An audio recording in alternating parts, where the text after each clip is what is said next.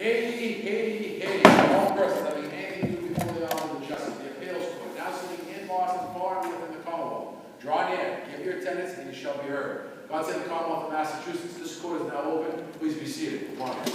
Morning. Good morning and welcome to the Appeals Court. I'm Chief Justice Mark Green. With me on the panel for all 6 cases that we'll be hearing this morning, to my right and your left is Justice Kenneth Desmond. To my left and your right is Justice Rachel Hershfang. The first 3 matters on the list for hearing are all criminal matters. We will take a brief recess after hearing the 3rd case before we resume the session with the 3 civil matters at 4, 5, and 6. We are familiar with the procedural history, the factual background in each of these cases. You needn't recite that for us. We will have questions for you. Each side of the V has 15 minutes to argue. If there's more than one attorney arguing on either side of the V, please let us know ahead of time how you'll be dividing your time. And as I think you know, there is no rebuttal. The clock on the podium, as you are probably familiar, has a digital readout that begins at 15 minutes and goes backwards until it reaches 0. When it reaches a minute and a half, the light turns from green to yellow. That's a good sign to begin wrapping up your presentation. When it reaches the end, the light turns unmistakably red and flashes. That's when your argument comes to conclusion, unless we have further questions for you. And if you reach the end of your time before you reach the end of your argument, you may rest on your brief for whatever remains. If you reach the end of your argument before you reach the end of your time, there's no obligation to continue speaking to us. With that, I will call the first case, case number 23, P131, Commonwealth versus Joel MONEGRO. Good morning, Your Honors. Tara Ganguly for Mr. Joel MONEGRO. I have 3 issues to present to the court this morning. I'd like to actually start with the second issue that I raised in my brief, which is the prosecutor's closing argument in this case, because I think it sort of encapsulates the problems in the other issues. The prosecutor stated, "It is inconvenient to whatever that was on the stand Friday afternoon," referring to the defendant's testimony, "and this morning. A, quote, demented jigsaw puzzle put together with half-truths and out-and-out lies." The court is certainly familiar with the prosecutor's ability to argue from the evidence, but not the ability to put his or her own personal beliefs about a witness, and in this case, the defendant, before the jury during closing argument. Did the prosecutor begin with "I suggest to you"? I don't believe in that specific sentence that I'm talking about, no. What is the distinction between arguing from the facts or the evidence why the defense theory ought not to be believed, and the prosecutor imposing their personal views as opposed to the reasons why, in their view, the evidence doesn't support the alternative version? I think the prosecutor could have, cherry-picked from the evidence. There was a significant amount of evidence that both the Commonwealth certainly put in a significant amount of evidence. Right, but ultimately they are simply then taking those reasons and then drawing a conclusion, obviously expressed in this instance in colorful phrasing. But I always understood the vouching, or the prosecutor's introduction of their personal belief, to rely or imply reliance on special knowledge that they held outside the confines of the trial evidence. Isn't that the distinction that we're looking for? Traditional vouching has been, you should believe the victim, or you should believe this witness because XYZ. This is not necessarily vouching. No, but because XYZ, where XYZ is not something that is in the trial evidence, right? Because if I'm a prosecutor or a defense attorney, but if I'm a prosecutor for these purposes, arguing from the evidence, I can say, you should believe the evidence because her testimony was corroborated by Correct. X, by Y, by Z that you all heard. What I can't say is that you should believe this witness because I know her to be of strong moral character, right? That's Correct. Vouching. Yes. But I think the opposite to vouching happened in this case, where the prosecutor just basically called the defendant an out-and-out liar, which she may believe, and she certainly wanted the jury to believe that he was an out-and-out liar. Based on the evidence, based on the reasons why the story didn't hang together, based on what the jury had heard, at least as the prosecutor was arguing. Well, it hung together to some extent because the prosecutor was certainly pushing for first-degree murder, and they didn't come back with. But what's improper is where the prosecutor attempts to cause the jury to rely on the prosecutor's say-so, standing independently and based on something outside of the confines of the evidence, I haven't heard you yet describe what the prosecutor asked the jury to rely on here outside of the evidence. With respect to what I am raising as problematic, this statement, demented jigsaw puzzle, out-and-out lies, I don't think that the prosecutor pointed to any specific evidence, meaning didn't point to, the defendant testified that, Torres stabbed him first. She didn't pull in his actual testimony, she just called him demented. And I don't think that that is Maybe allowed. not in that particular point, but elsewhere in the closing pointed to the inconsistencies and the reasons why the testimony ought not to be believed. Certainly. Okay, so they don't need to, with each statement, tie it to the evidence. They can inventory each of the reasons why the testimony is questionable, should be viewed with skepticism, should be disbelieved. Having done that, so long as they are not introducing extraneous material, drawing the ultimate conclusion that this is a wild tale that doesn't deserve credit is fair game, as I understand it. There are cases that I've cited, and some perhaps that I failed to cite, that talk about mocking the entire defense. A prosecutor is not allowed to mock the entire defense. It's a different issue, and that's when the characterization and colorful rhetoric, as I described it before, simply goes too far. I think this went too far. I think calling the defendant a demented jigsaw puzzle went too far. That's my opinion. The court can. So I don't know that she called the defendant that, but in any event, is it the word liar? Is that what you should take issue with? If she had said falsehoods, would that have? I think demented better with jigsaw you? puzzle was the phrase that really jumped out to me when I was reading it. And she was addressing ambiguities that were supposed to have been highlighted in the defense attorney's opening and somewhat less in his closing. Is that correct? Yes, she was highlighting ambiguities, and then she I remember that from above where I'm talking about in the transcript. Moving on, if there are no further questions about that issue. The dying declaration, there were only two people here that truly know what happened. Unfortunately, only one of them was left to tell what happened, and the Commonwealth, granted, had to. The other one died. Yes. shortly after making that statement. Yes. The Commonwealth was forced to present its case and its evidence in a way that, from its perspective, showed that my client was the aggressor. My client testified that she was the initial aggressor. The jury was certainly able and tasked with figuring out who was the initial aggressor. And by admitting the statement, when the EMS tech asked her what happened, and she says, he stabbed me. Yes, he certainly stabbed her. We know that.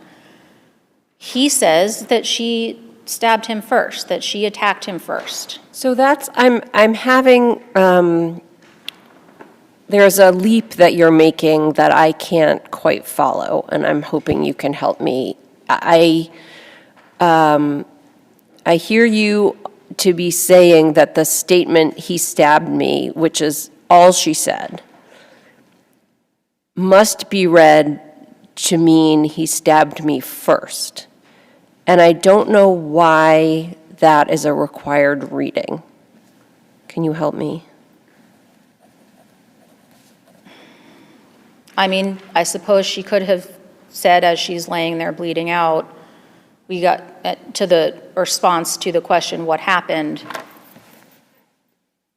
We're breaking up, we're divorcing, he's moving out, we got in a fight, She's bleeding out. I mean, I understand that she could have said more, but the thing that was top of mind at the moment was the source of her injury. Yes. And so she says, and, having watched the video, it's clear that she had very little capacity at that time to say anything. So the words she says are those 3 words, he stabbed me. On the evidence as a whole, I think that's uncontroverted. I mean, he admits that he stabbed her. So the part that and I understand how important it was both to the Commonwealth's prosecution of its chosen theory of the case and to your your client's defense to establish that he did not start it, or at least didn't bring the knife into it. But I'm not able to connect the 3 words, he stabbed me, to a notion that must have meant to the jury that he was the first stabber. I can certainly see your, not confusion, but your thought versus my thought, but I think that's more toward, I mean, if the court was to find error, I think that goes more towards prejudice. Doesn't that matter? Don't you have to win both? Yes, of course, of What course. exactly is the error? That she was allowed to say, he stabbed me? Yes, so the judge has to find by a preponderance of the evidence initially that there was sufficient evidence that she was aware of her own imminent death. Okay, and so she's... reason to suggest that. He tells the EMTs when they're coming, we're dying. He had called the 911 and indicated we're dying. Right. And I think reasonable jurors could infer that she was able to hear those representations when they were being made. I think that was certainly a discussion between the parties about whether reasonable jurors... We don't know exactly where he was when he made that phone call in the apartment and whether she could actually hear him. She's laying, dying on the floor. Both of them were laying next to each other, according to the video that I saw. The one When they arrived. And when the police arrived. Where they were when the EMTs came in, right? Yes. Before that, from his testimony, he at least called Dodge first and then called the police. So I'm not sure if he was laying right next to her when he made those calls. But even if she did hear him saying on the phone, "Help us, we're dying," I understand this may be a leap, but it is my argument. He didn't die. So he was. So her reliance on he was wrong about his own mortality. Well, he was. And in any event, it would be up to her subjective assessment of how much weight to place on his statement, even if she heard it. What she was aware of, however, was her own rapidly deteriorating condition that ultimately did result in her death. She had fatal stab wounds. Yes, she had a fatal stab wound, a serious... And she was asked by the arriving medical professionals what happened, and all she was able to get out were the 3 words, "He stabbed me." She also kind of, I don't know if the court technically admitted this as a dying declaration, but she kind of moved her head, and there was testimony that she kind of shifted her head and nodded at him. Right. I don't know if that's... Okay, well... So, but I would just point to Our standard of review on the judge's decision to allow this testimony is abuse of discretion. Abuse of discretion. And so what you're asking us in these circumstances is to conclude that the judge abused discretion in concluding that the deceased witness, was aware of her impending mortality at the time that she gave those 3 words to the arriving medical professionals. Yes, I think it can be... At the same time as the guy who wound up surviving expressed his view that both of them were dying. When you look at the cases that talk about what kind of injuries a victim had, and it's not, you must have this type of injury, certainly, but Commonwealth versus Moses, the victim had been shot 4 times, 2 in the chest. Commonwealth versus Nemec, the victim had been stabbed in the heart. Commonwealth versus Middle Miss, the victim had been shot 5 times. I understand, obviously she died. She was mortally wounded. She had a serious stab wound to her left bicep with probably an arterial bleed and some other stab wounds. She's losing Other stab consciousness. wounds, were they 30 other stab wounds? When you say other stab wounds, she had one to the bicep, but she had like 30 other stab wounds and slashes, right?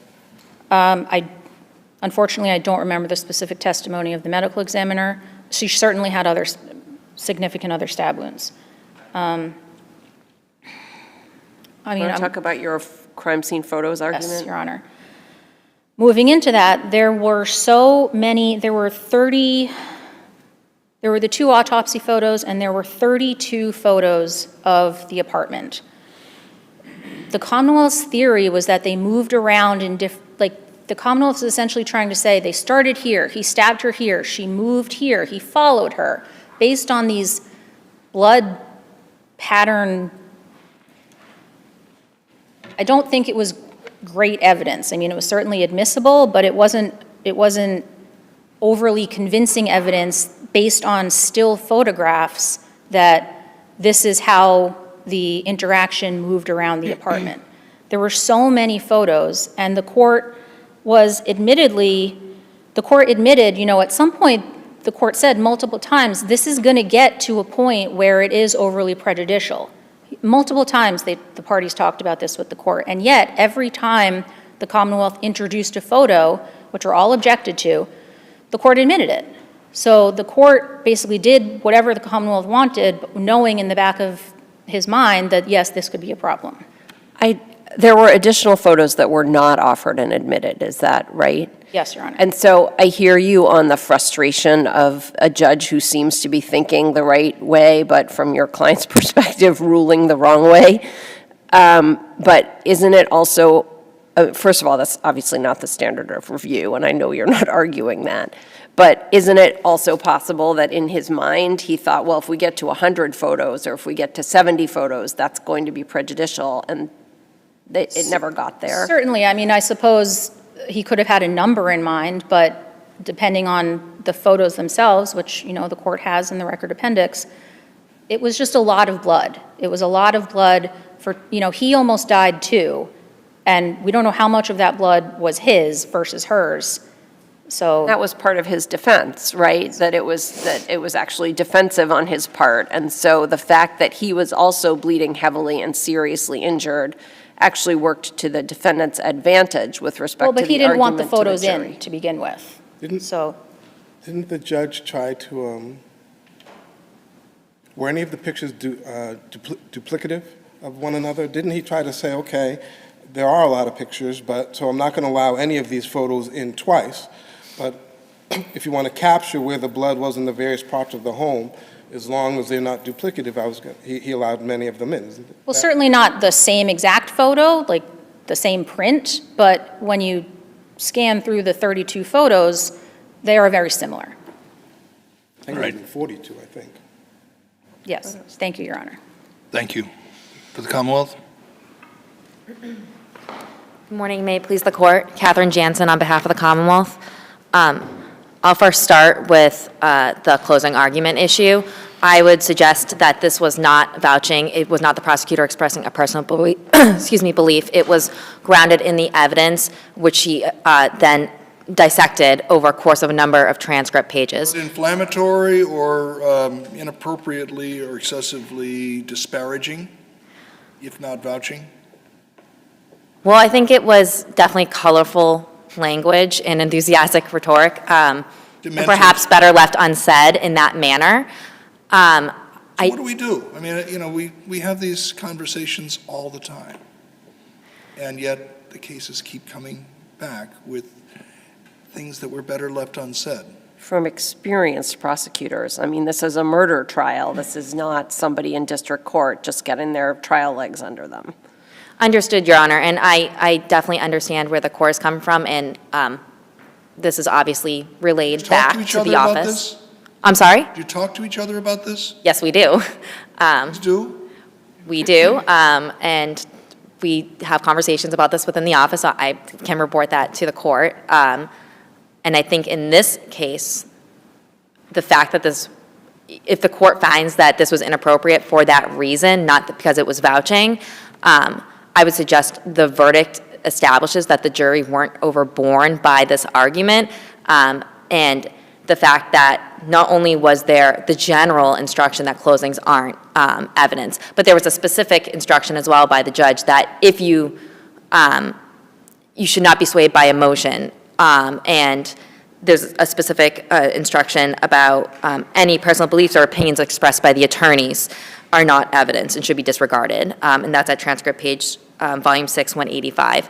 So I understand the court's frustration and valid concerns. However, in this case, it does not warrant reversal. I haven't been doing this as long as my retired friend and colleague, Justice Brown, who, as you know, had a special place in his imagination for these kinds of concerns.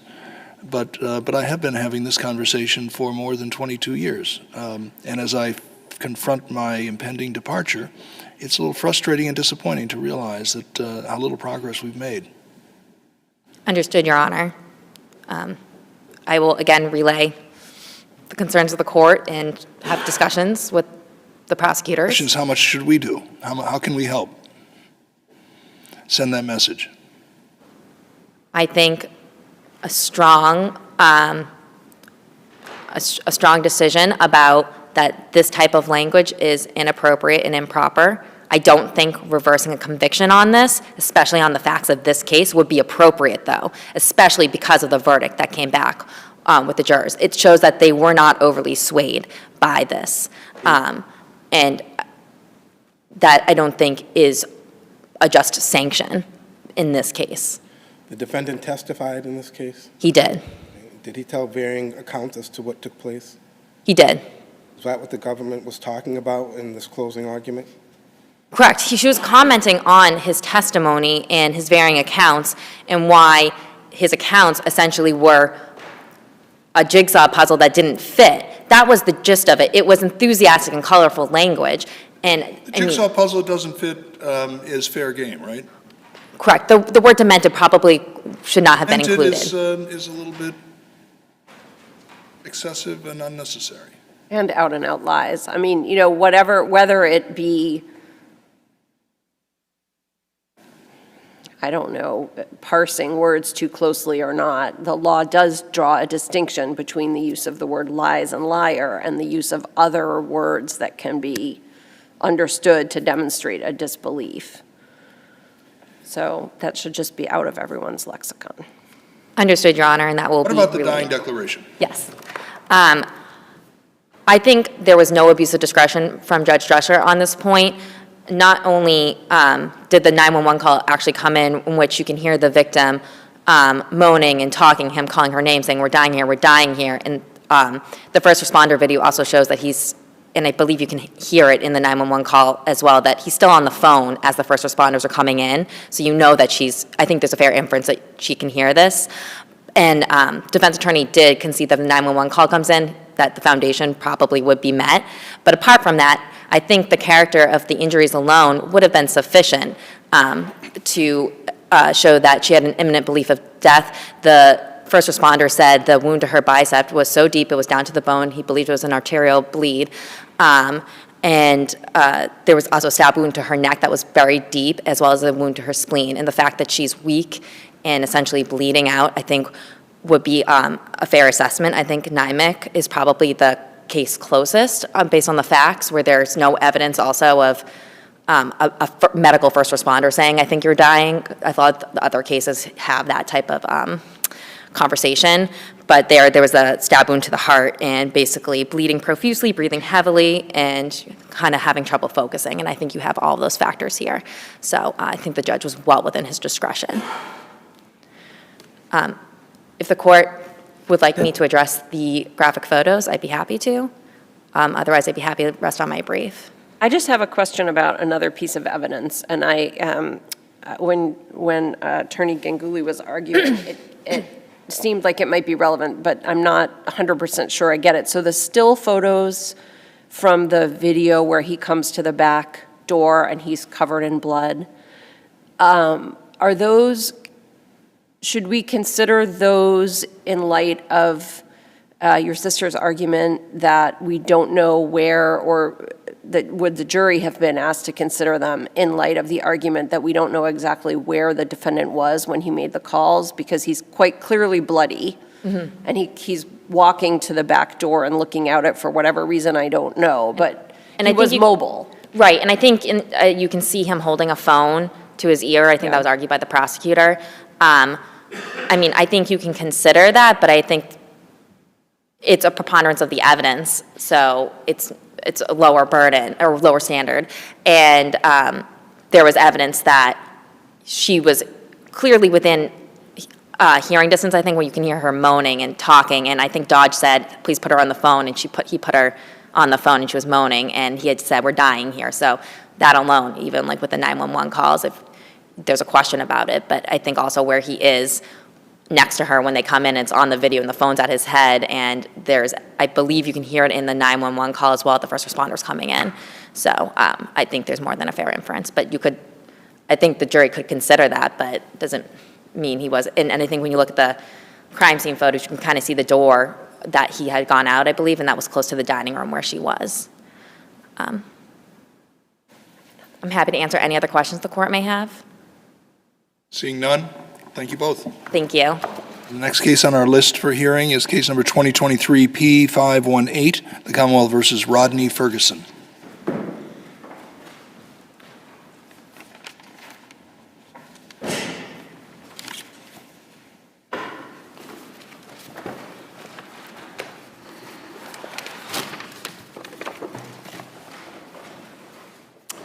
Good morning. Philip Weber representing Mr. Rodney Ferguson. Mr. Ferguson's case is here today for 3 issues. I'll begin regarding the search warrant issue, as the search in this case should have been suppressed. The search in this case, search warrant I should say, was based in large part upon information from a confidential informant. However, this confidential informant did not satisfy either the veracity test or the basis of knowledge test. The veracity test was based off of what I could say is probably the most generic statement possible in regards to the police saying that they had worked with this confidential informant in the past. No information in regards to how recently they'd worked with him, how many times they'd worked with him, the results of having worked with him. Now, I understand that with a confidential informant, there is some levels that have to be taken in regards to protecting their confidentiality, but there needs to be some limits in regards to this.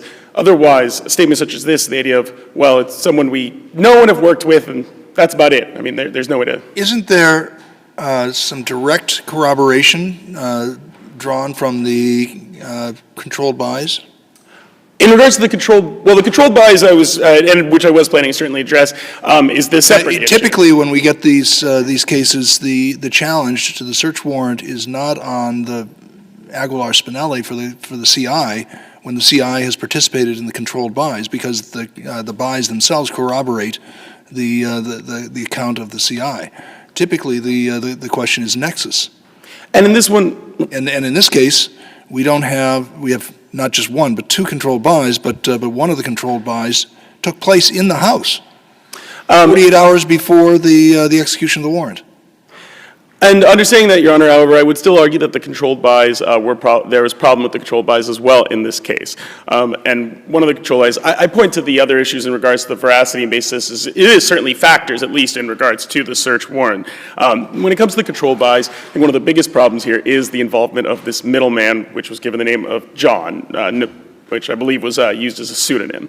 Now, John, the middleman here, was certainly not a knowing participant. He was not working directly with the police, at least not knowingly. And this person, John, was actually described as confidential informant as a drug dealer himself.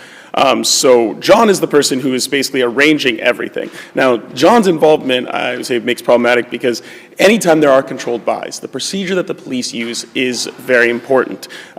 Part of that procedure, of course, being the idea that they check the confidential informant before the controlled buys, making sure they don't have any drugs, any money, anything that would taint, basically, the Just to controlled buy. cut to the chase, your suggestion, if I understand it correctly, is just the question of what we can know with certainty, and more specifically, being unable the activities of the police with the CI to exclude the possibility that John, not the defendant, was the source of the drugs in the controlled buys?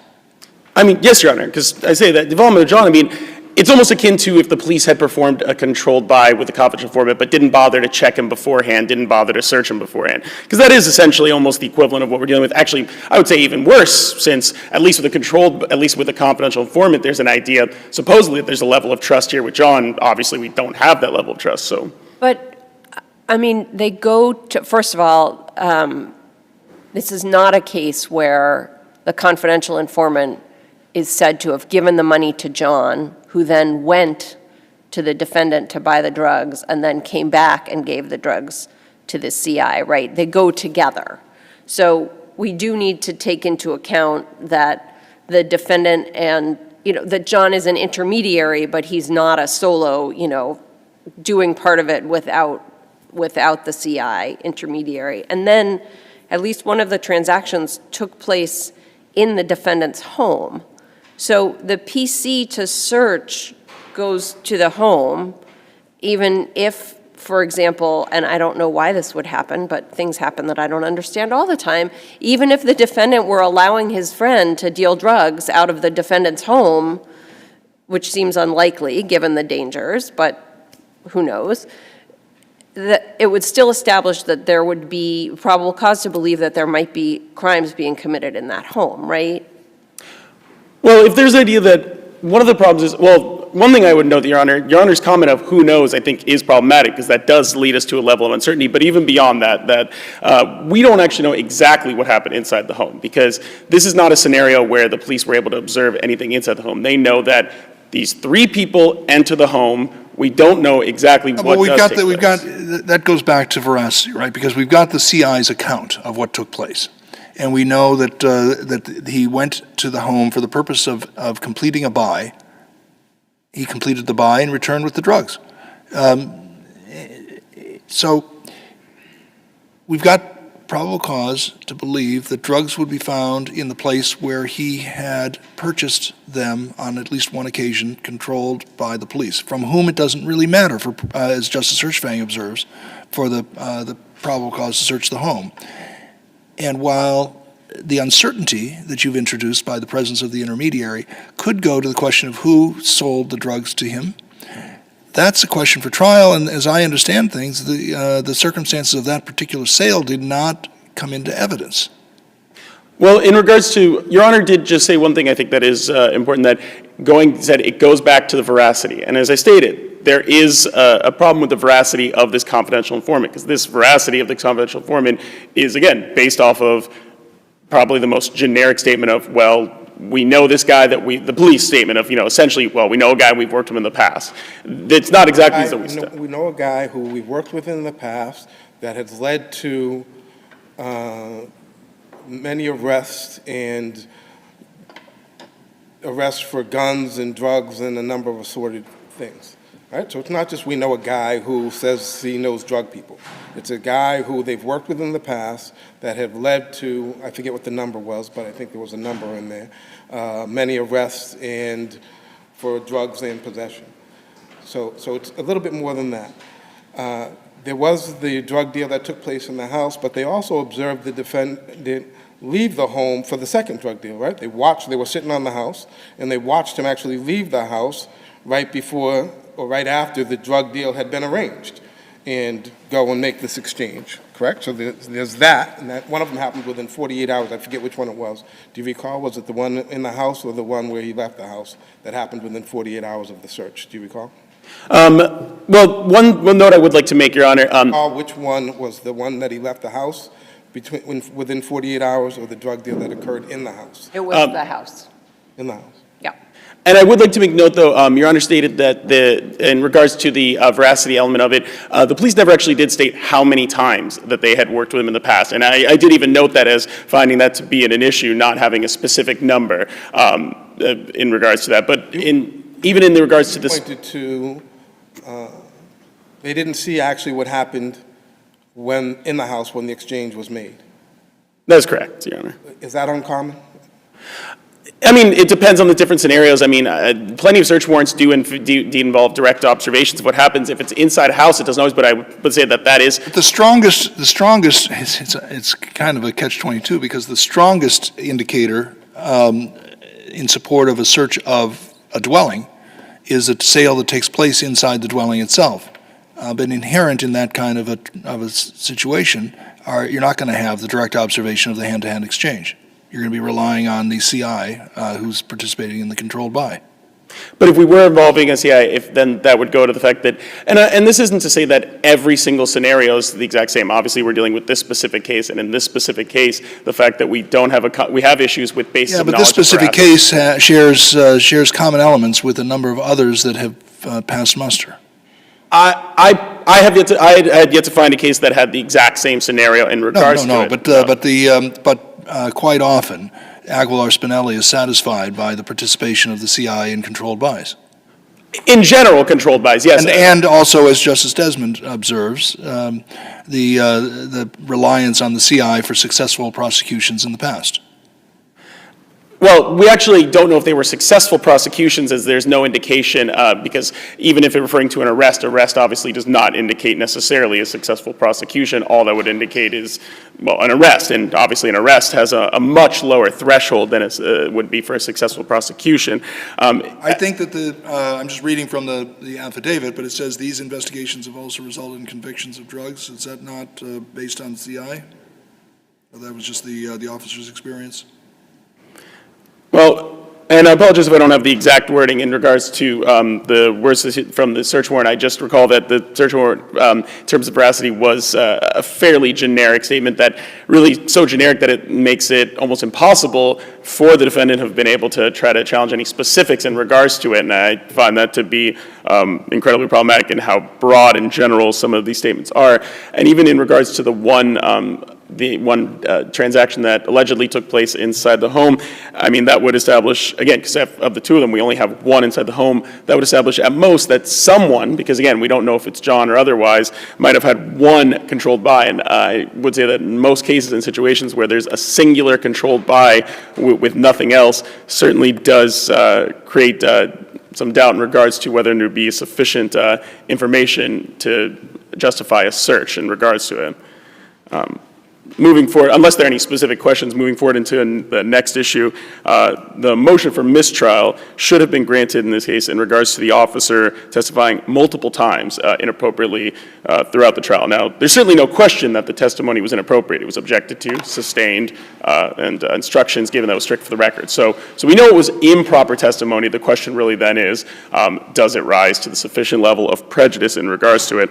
And I would certainly argue that it does, because well, there are the three statements, two of which do go to elements that would show in regards to whether or not it would be drugs, which we have a case here where we're already dealing with a substitute chemist as opposed to the original chemist. So there's already inherently that would bring up questions in regards to the testing. And you have an officer who is testifying about the amounts of drugs, who is testifying about performing tests on it, Narcan tests that he was not supposed to be commenting on. So already we have statements where it's essentially kind of vouching for the credibility of a substitute chemist. But then the third statement is easily the most egregious one. I don't believe he had any source of income other than selling drugs. I mean, you have an officer who's just flat out stating, well, he's a drug dealer. I mean, that one is by far the most egregious, and the one that it's really leads to question whether or not the officer was even doing so intentionally. I mean, this is not a rookie officer who's never been involved in a drug investigation, who's never testified. Objections were sustained, right? They were, Your Honor. Accompanied by direction from the judge to strike the testimony and for the jury to disregard it. That is correct, Your Honor. So, but I think the problem is, and if there had only been one statement or even two statements, then we wouldn't be here today, because the motion for mistrial did not happen until the third statement. For one statement, for two statements, that's one thing, but at a certain point, I mean, you can't put the genie back in the bottle. It's hard to expect a jury to simply ignore. That point is three.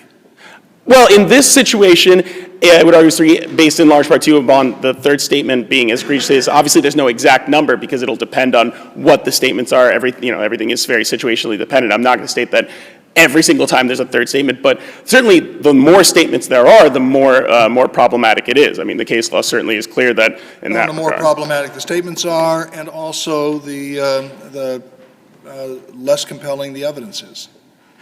Well, but in this one, I mean, we have an officer who by the third time is just flat out stating, this man's a drug dealer. And an officer who, again, I mean, it is indeed, the trial counsel even did question whether or not these statements were being done intentionally. I believe he made statements along as if the officer was trying to be cute, because it is really hard to imagine that this officer thought it would be acceptable testimony for him to say. And again, this is not an officer who's a rookie. This is not an officer who's never been in court, never testified, but to believe that that was actually acceptable. In response to the particular phrasing of the questions posed by defendant's trial counsel, and the officer was pointing out that the line of questioning was trying, in the officer's view, to be a little too cute. Well, I don't believe that I don't remember the exact wording of the question, but I'm fairly confident the trial counsel didn't ask, is he a drug dealer? Do you think Well, he's I a drug dealer? understand that, but by attempting to suggest innocence, saying that he hasn't ever done anything wrong, and the officer was saying no, except for, other than that, Mrs. Lincoln, how was the play? Well, I mean, I would say that any officer trying to be cute in that regard is certainly, it's not his province to try to have any kind of response. No, and the judge took appropriate corrective action. I mean, I think the judge, in terms of the instruction, gave the only, well, I mean, that's why there's the issue in regards to the request for a mistrial. It's not that there's an issue specifically with the instruction itself. The instruction was the appropriate type of instruction. If an instruction was going to be given, it was the appropriate type of instruction. So it's not that the instruction itself was problematic, it's just that we reached, I think that by the third statement, considering it was such an egregious one, we reached a point where an instruction just wasn't going to be enough. I don't think there was an instruction that could have possibly gotten to the point where the jury is going to be able to forget and put aside not just the one, not just the two, but the three different statements. I think at that point you have such an egregious action in regards to that a mistrial really was the only proper option available at that moment. So one of the questions, the one you're referring to, which came up on cross-examination, was, do you know if he was working at the time? The answer was no, he wasn't. I don't believe he was working. Question. Do you know if he had any source of income? Answer. I don't believe he had any source of income other than the selling drugs. Is that not directly responsive to the question? That is a response that I would say goes far beyond. I mean, again, this is an officer who has to know that would know that that's not a type. I mean, the appropriate response is simply, do you know if he had any other source of income? No. I mean, he's not being asked in terms of, is he a drug dealer? And this is, if officers don't realize that they're not supposed to say on the stand that the defendant is a drug dealer, then something needs to be done in giving officers some kind of training or preparation in regards to testifying before trial. Because if that's something they need to be instructed on and informed about, well, then that would show even more so why a mistrial would need to be declared here in order to send that message. They need to know. I see that your time has come to an end. You can rest on your brief for your argument on the sufficiency of the evidence. Thank you, Your Honor. Thank you. For the Commonwealth. Thank you.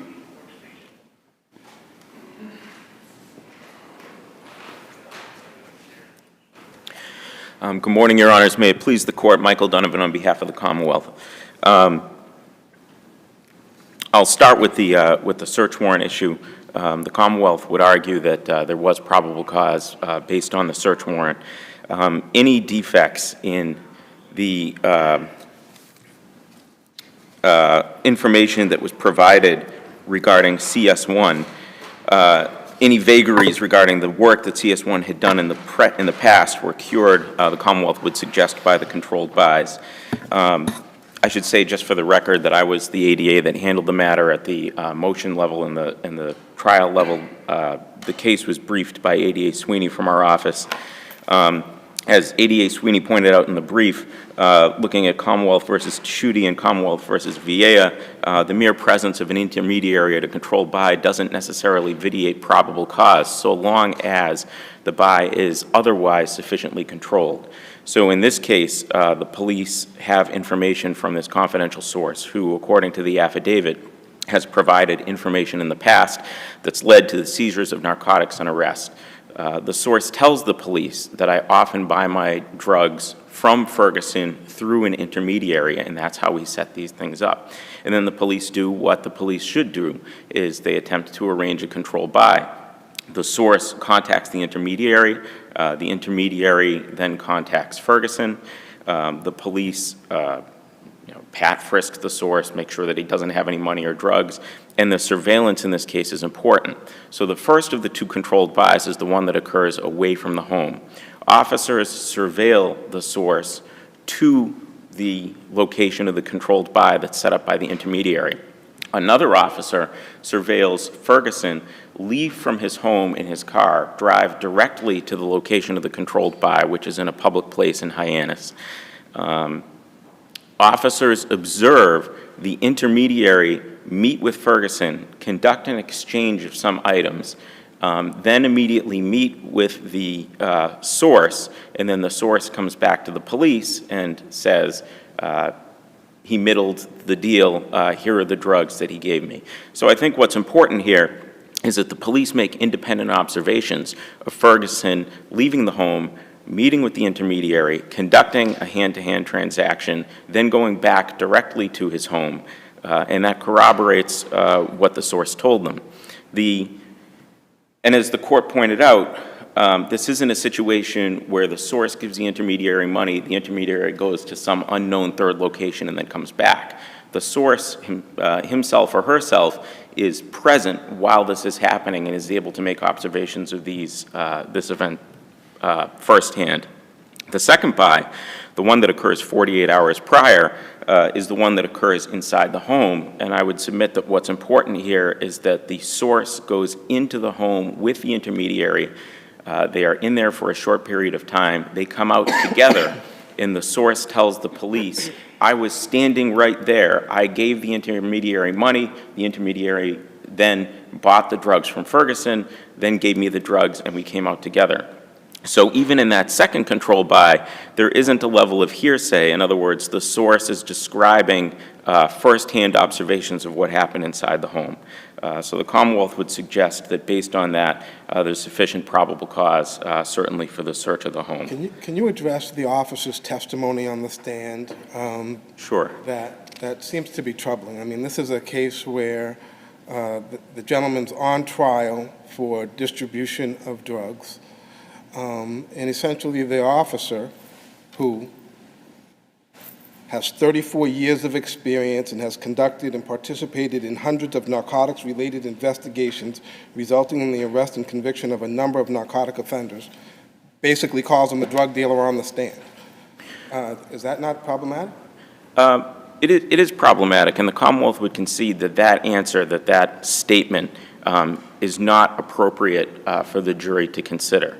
But in this circumstance, the Commonwealth's argument is that the judge did not abuse his discretion by choosing to proceed via a curative instruction rather than declaring a mistrial. I think the context in which the statement was elicited is important. Respectfully, as Your Honor pointed out, this is a line of questioning from the defense attorney on cross-examination, where the defense attorney has already asked the officer, does he have a job that you know about? And the officer says no. Now, the defense attorney doesn't stop there. He then asks the follow-up question along the lines of, does he have, do you know if he had any source of income? Now, of course, this is an experienced officer, and he probably should not respond.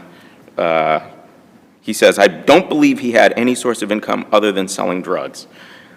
This puts the officer in a really tough position because he's under oath. He's testifying in real time. I read that argument, and I know you made it successfully in the trial court, but the answer was no. That's not a hard position.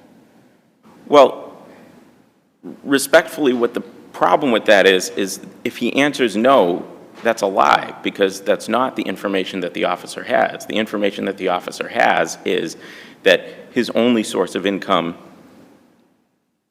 was from the selling of narcotics.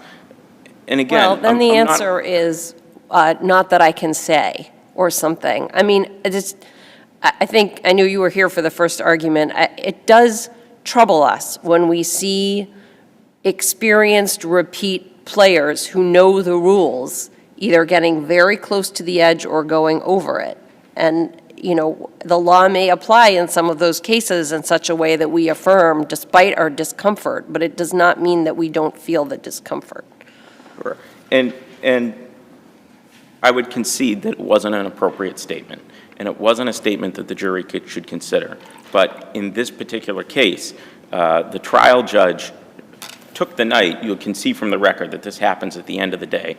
The trial judge takes the night to consider the options. The case is reconvened the next morning, and the trial judge makes very detailed findings of fact and rulings of law weighing the competing interests, and that's from the transcript of October 18th, 2022, in pages 8 and 11, and makes the decision that this can be cured via a curative instruction. The judge had already instructed the jury both at the beginning of the trial, and then he would instruct them at the end that anything he says that's stricken is not evidence. And then in response to this specific statement, the judge took the extra step, and this is from pages 16 to 18 from the trial transcript of October 18th, of giving the jury a very detailed, pointed, and explicit instruction about disregarding that answer. He tells them not to consider it in any way in their deliberations. He tells them, his answer is not evidence because I have ordered that answer, last answer, to be stricken from the record.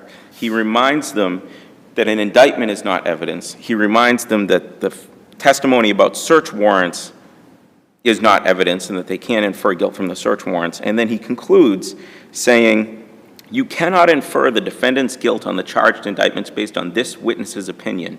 You must decide who and what to believe and whether the Commonwealth has proved Mr. Ferguson's guilt beyond a reasonable doubt. Solely based on the evidence presented in this courtroom, the witness's answer to that last question is not evidence. So to the extent that there would have been a prejudicial effect, the Commonwealth would suggest that it was cured by that very pointed instruction that made it quite clear to them to disregard what the officer said. And I would suggest that with regards to the other challenge statements, while they were certainly less egregious than that one, in each case the judge struck the answer, in each case the judge instructed the jury to disregard, and as this court is well aware, jurors are presumed to follow the instructions of the trial judge. With regards to the last issue, whether there's proof beyond a reasonable doubt, I would suggest that on a Lattimore standard, all of those plus factors, the presence of baggies, scales, that the cocaine was packaged in 3 different bags, the lack of evidence of indicia of personal use, satisfies the Lattimore standard. I want to ask you a little bit about the personal use and the coke. What indicia of personal use would be necessary for powder cocaine? Well, I think that it's on a case-by-case basis, but certainly there was testimony, I think both from the expert, that sometimes you might see straws, cut-up straws with There was cash, right? Right. Sometimes you might see cash that's rolled up to be used as a straw. Correct. There was no evidence of that.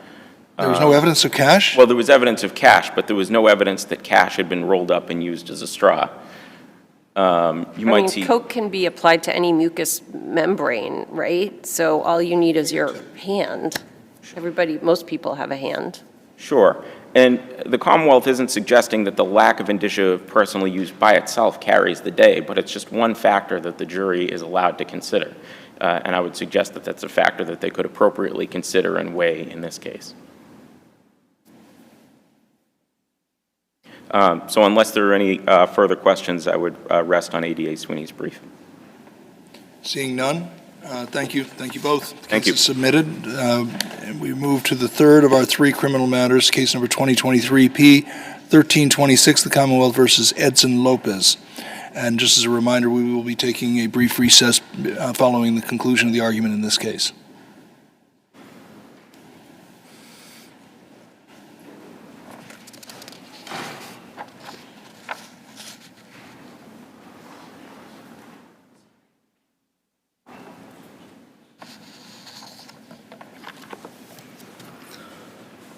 Good morning, Your Honors.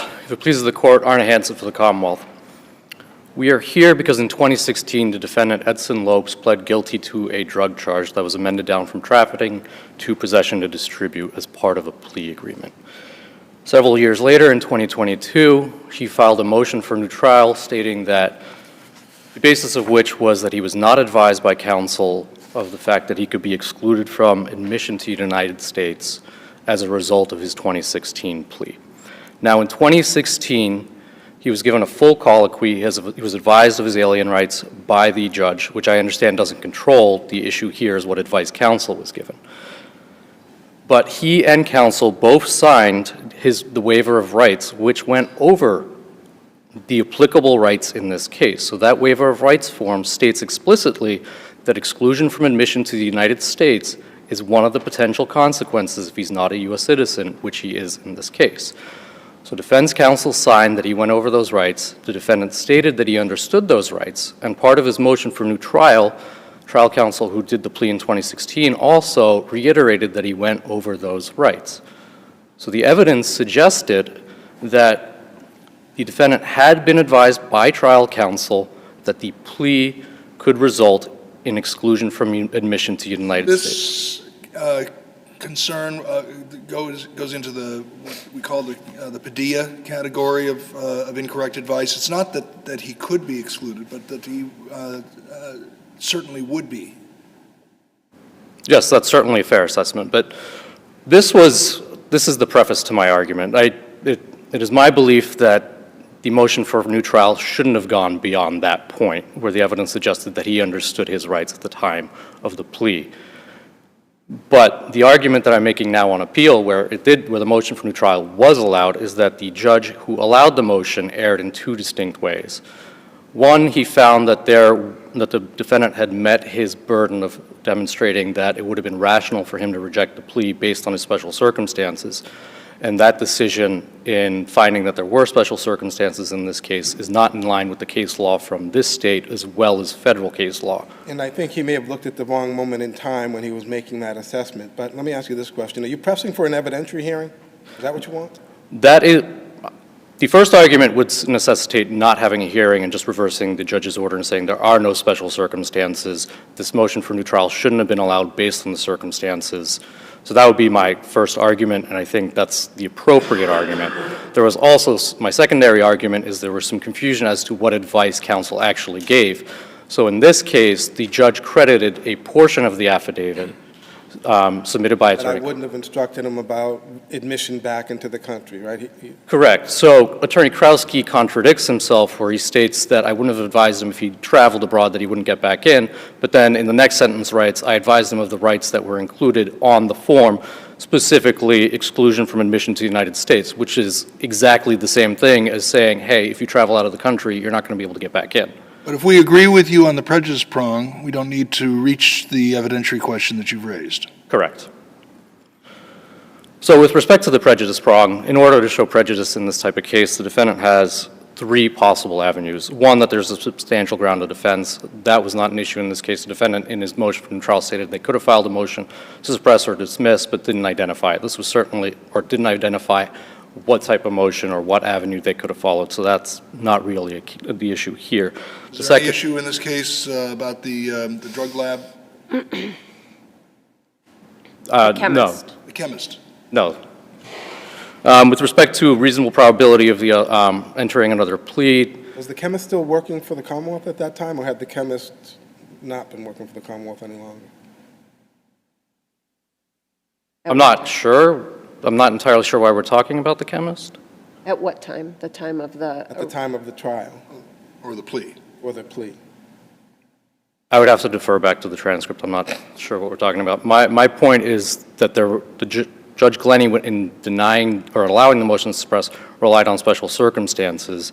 The argument here is that there were no special circumstances at the time of the plea with respect to this I'm defendant. just trying to figure out what the strength of the government's case was at the time of the plea.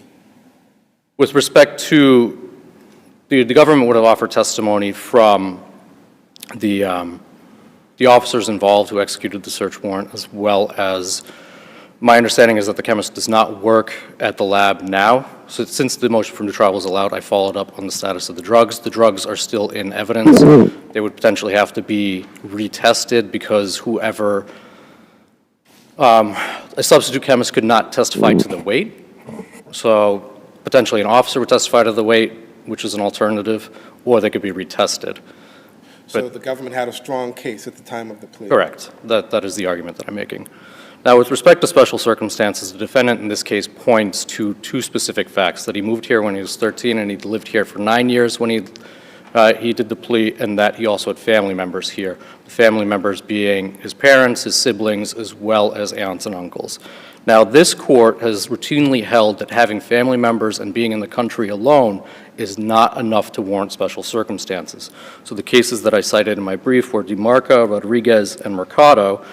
I don't believe I need to get into the details of any of those, but those all hold that family members and being in the country for a long time does not warrant special circumstances. There are circumstances where having family members do become special, but that's in the case of dependents.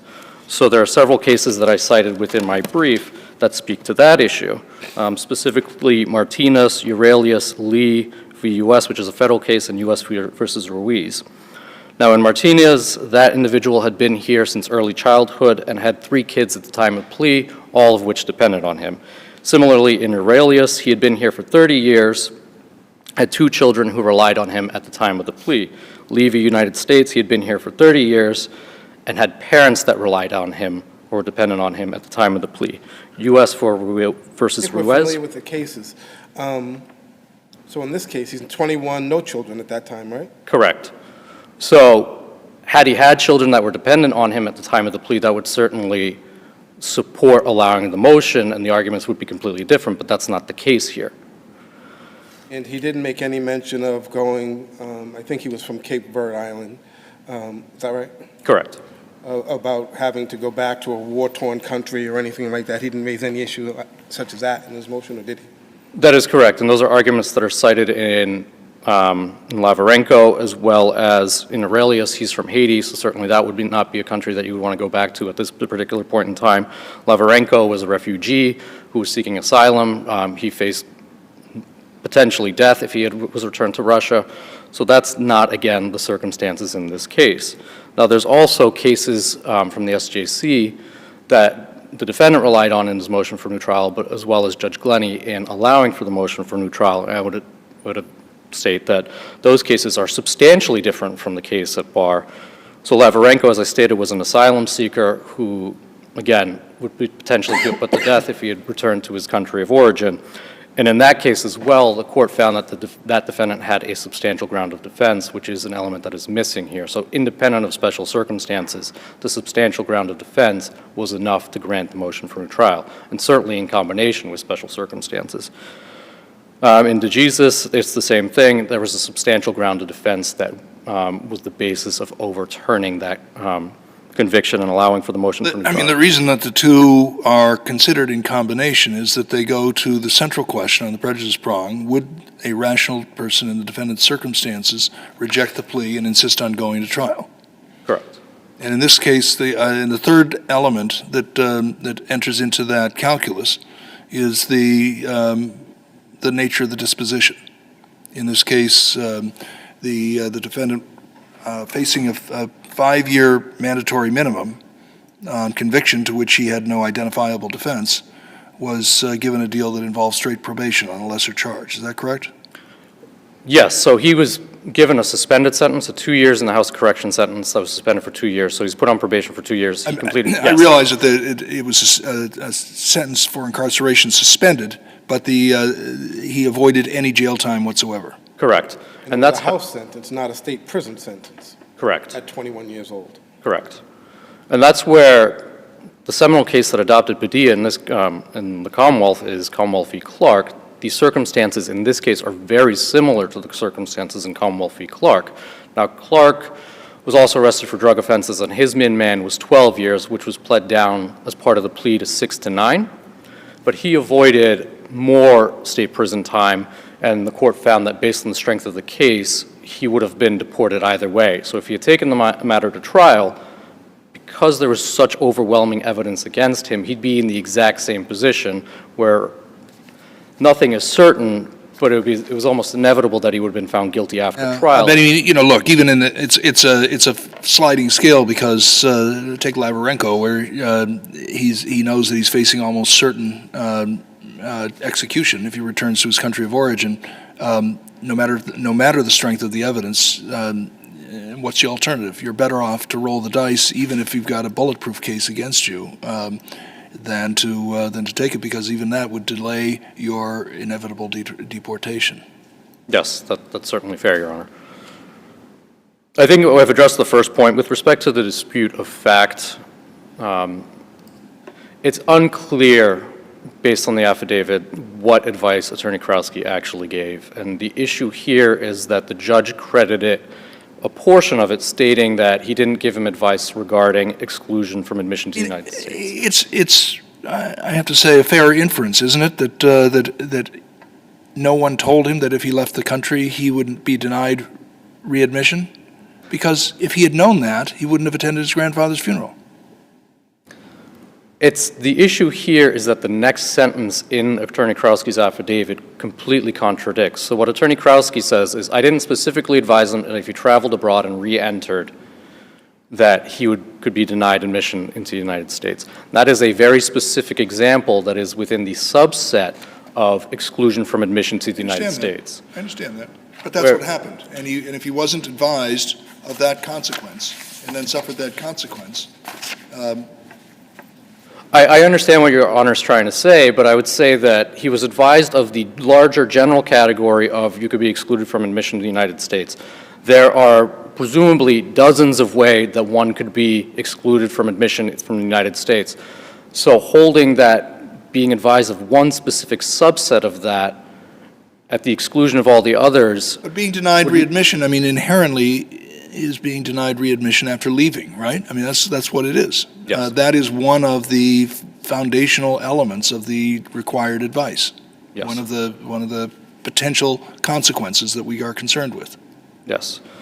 So I think it's not exactly clear what Attorney Krowski advised his client of. No, but again, just not to belabor the point, and again, if we agree with you on prejudice, it really doesn't matter. But Correct. But I guess as I sit here, it seems to me a fair inference that if Krowski had told him that if you leave the country, you won't be able to come back, he wouldn't have left the country.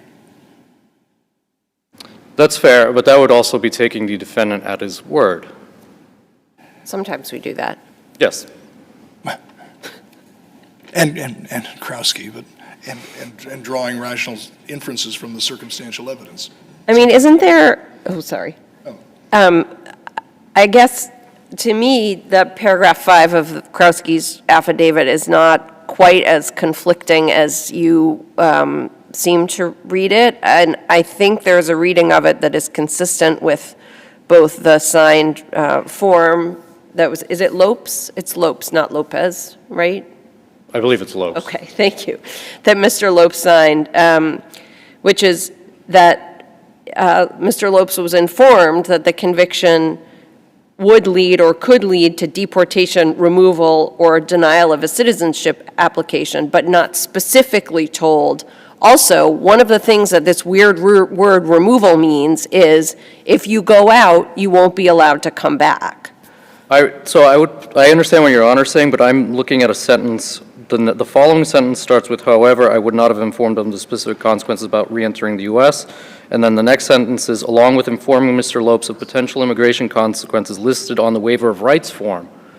So he says that he advised the defendant of the waiver of rights form consequences. One of the specific consequences on the waiver of rights form is exclusion from admission to the United States. So that is the first, so it's my record appendix, page 90. It's the second page of the waiver of rights form in the first paragraph. Deportation or exclusion from admission to the United States. Correct. So Attorney Krowski says, I advised him that he could be excluded from admission from the United States. But in the prior sentence, he says, I didn't advise him of that, and that's the issue. Okay, thank you. Do you think it's reasonable for the defendant to say, well, that doesn't really apply to me because I'm already in the United States? So for his case, it would be readmission to the United States versus admission to the United States. I think that's a reasonable. 21-year-old kid. I think that's a reasonable interpretation from Your Honor, but I don't think it matters because what prevails here is not how the defendant understands the warning or whether he understands it or not or how he interprets it. It's whether or not the warning was given by the judge, which I understand. It matters whether he understands it. What do you mean whether he understands it or not doesn't matter? Correct. It's what advice defense counsel gave, and in this case, defense counsel said, I gave him the required advice. Your time has come to an end. We'll hear from counsel for the defendant. Thank you.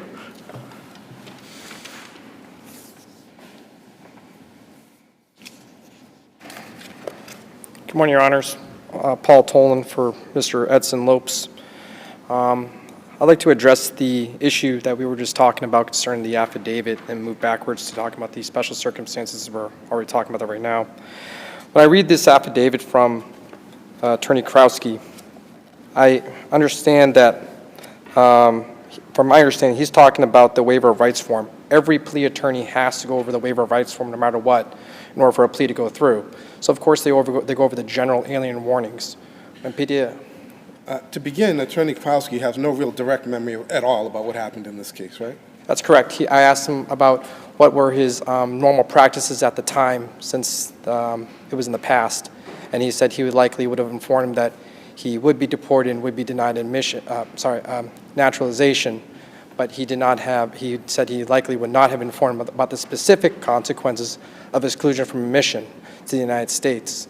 And that's what the issue is here. Because it would be illogical for someone to just travel out of the country and then have problems come back in with immigration.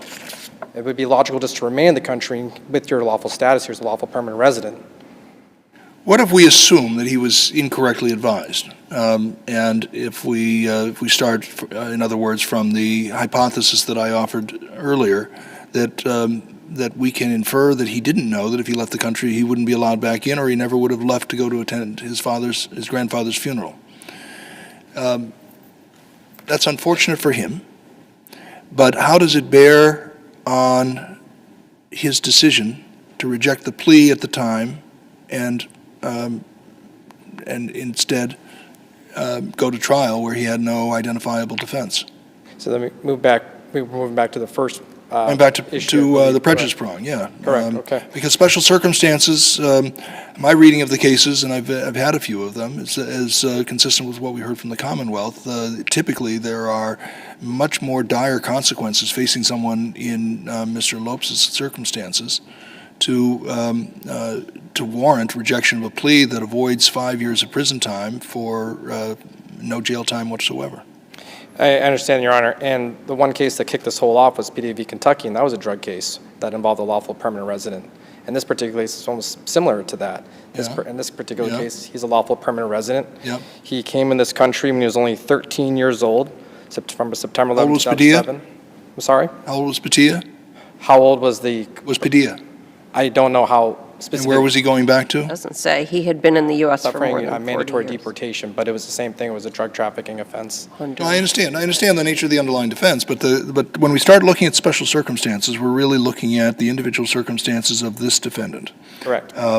Quite often, in the cases where we found special circumstances, the individual doesn't even speak the language of their native country. They have no support network, and they are dependent on a support network here. They are facing dire consequences in the country of origin, a war-torn battlefield, political unrest, asylum from execution by a corrupt government, that sort of thing. We have, as the Commonwealth also identified, we have the circumstances where a defendant is not himself dependent on a support network here, as the defendant was in Cano, but has others who are dependent on his continued present minor children, that sort of thing. We don't have that. At least we didn't at the time that he was faced with the question whether to take or reject the plea. So when we look at this defendant, who's getting no jail time on a 5-year prison, has no identifiable defense, and what he needs to do is keep his nose clean and stay in the country.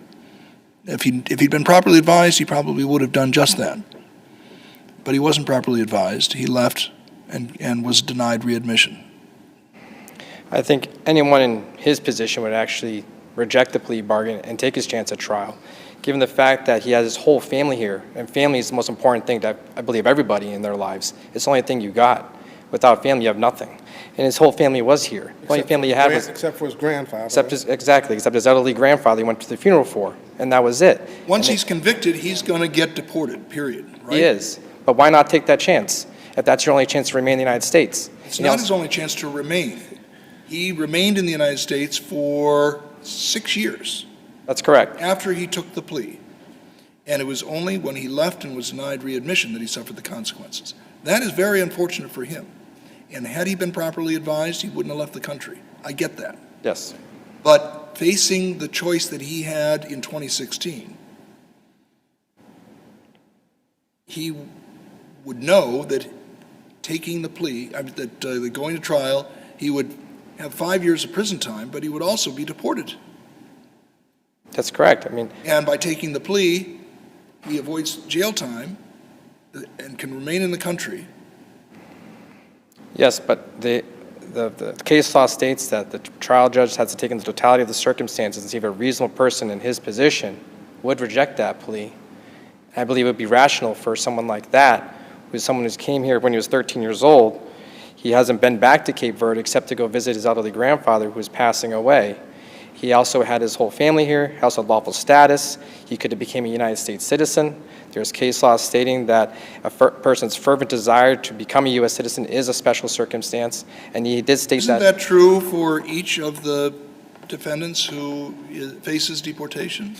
I would say so, but I'm just saying that's what the case law states, Your Honor. What is the case that you would point us to that presents circumstances the closest to yours where special circumstances were found? I would say Commonwealth versus Cano, with the Colombian citizen who has been back to his country. That was I think I had some familiarity with that case. And also Commonwealth versus De Jesus, I believe that one. Did I write Cano? Is that the one I'm thinking of? Cano is the one with the Colombian. Yeah, but also severe cognitive impairment or dependent on government benefits and a support network here in the United States. Sure, Your Honor, but not every case is going to be exactly the same. I understand, not exactly, but those are two very, very significant factors that were present and really determinative in Cano that are absent here. He was also losing his lawful permanent resident status, just like my client, and losing his ability to I think Cano also was 3 years old when he came to the United States. If I'm always reluctant to rely on my memory, but considerably younger than 13. I don't recall the age of Cano, but if he had gone to trial, my client was 13. If he had gone to trial and lost, all of those bad things would have happened to him anyhow, right? Correct. If he was arrested by ICE. Gone to trial and lost. You have a 21-year-old kid doing 5 years mandatory state prison time. State prison time is very different than House of Correction time. You agree with me? I agree, Your Honor. Okay. So that's not something that anybody would sign up for lightly, particularly at that age. And he's still going to end up getting deported. So I'm not sure what the appeal is to go to trial when the case isn't when the defense isn't very strong. I understand that, but a non-citizen faces a different calculus than a citizen in the United States. And when you think about everything that you're going to lose and go back to a country that you've never been to for so long, and now you have to start over and live there, you're starting from ground zero now. Let's assume that he had been given there was no question that he was told, if you leave the country, you won't be able to come back in. Think he would have taken the plea still? No, I don't think he would have. You don't think he would have? I think if he was properly advised of the specific consequences. You don't think he would have taken the plea? No. Because he wants to be able to travel back and forth out of the country? Yes. I think he also wanted to become a United States citizen. He hadn't done that had he done that at all since he's been here? No, that was the first time he's ever traveled, but it was to visit. And how old was he at that time? At the time he visited his grandfather? Yeah. That was 2022. So he would have been, sorry, I'm doing my math. 27. 27-ish, right? So he'd been here for 14 years and hadn't left. Correct. But it was important to him. Especially in that circumstance, Your Honor. And then you can see how important family was to him, given the fact that he went to go Properly see his- advised, a rational person in his circumstances would have stayed in the country, extended his sincere regrets for his inability to attend his grandfather's funeral, but preserved his opportunity to remain with the rest of his family. I'm sorry, Your Honor. I said properly advised. If he knew what the consequences would be, there's no doubt in my mind that he would have sent his sincere regrets for his inability to attend his grandfather's funeral, but remained in the United States. That's correct. I believe he was But not that's, in trouble. and he would have made a comparable decision, rejecting the plea, but remaining in the country to avoid jail time when he was 21. Knowing that he could remain in the United States, he just couldn't leave. The sad part about this case, and I understand it's quite sad, is that he didn't know that he was going to be denied readmission when he made the decision to leave. But that doesn't bear on the reasonableness of his choice to take the plea at the time that he took it. I believe it does, Your Honor, because those are the three specific consequences that a judge advises a defendant before they're taking a plea. And if he was informed, you will not be able to come back in this country. You will not be come back in safely without facing possible deportation. That's what should have been told to him. And he wasn't informed of the Immigration Nationality Act, 212 or 237. Those are the two specific statutes from the INA that you should have been advised of, which he wasn't. He was just told, you would be deported or you would be denied naturalization. That's it. And then he told him to go talk to an immigration attorney to get more specific advice, which also is an inference that he didn't know the specific consequences of the specific immigration consequences here.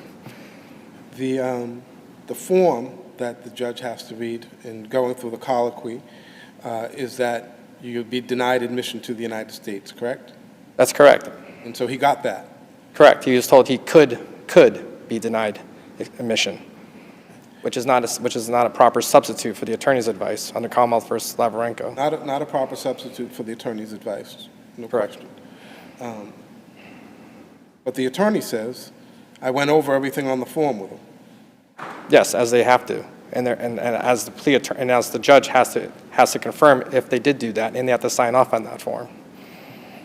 And so is your point that either one, he told him he was likely not going to be readmitted when he knew he wasn't going to be readmitted, or that he said admission and not readmission? I'm trying to figure out where if the lawyer gave him the instructions as on the form, where did he fail? He didn't tell him specifically that he will be excluded from admission, and that he was not able to freely travel in and out of the country. So it's the And use additionally- of could and when additionally- it should have been will. Correct. If there's any more further questions, I would rest on my brief. Seeing none, thank you both for your argument. The Thank you, case Your is Honor. Thank you for your submitted. time. We will be in recess and resume at 11:10. All rise.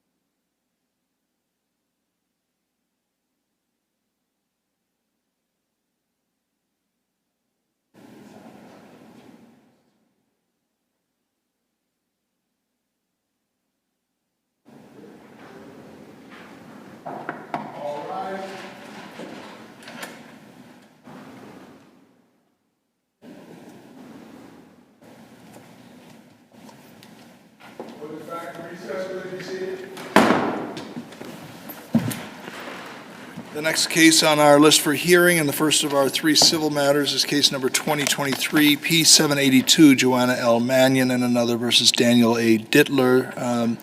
The appellant will be the sole party arguing. The appellee did not submit a brief. This case is partially impounded. Just a reminder to refrain from referencing any of the impounded material. You may proceed.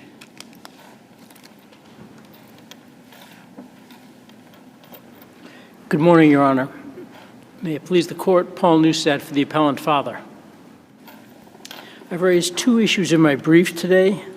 I'll address the issue of the actual allocation of the college expense and the issue of bias on the part of the trial judge.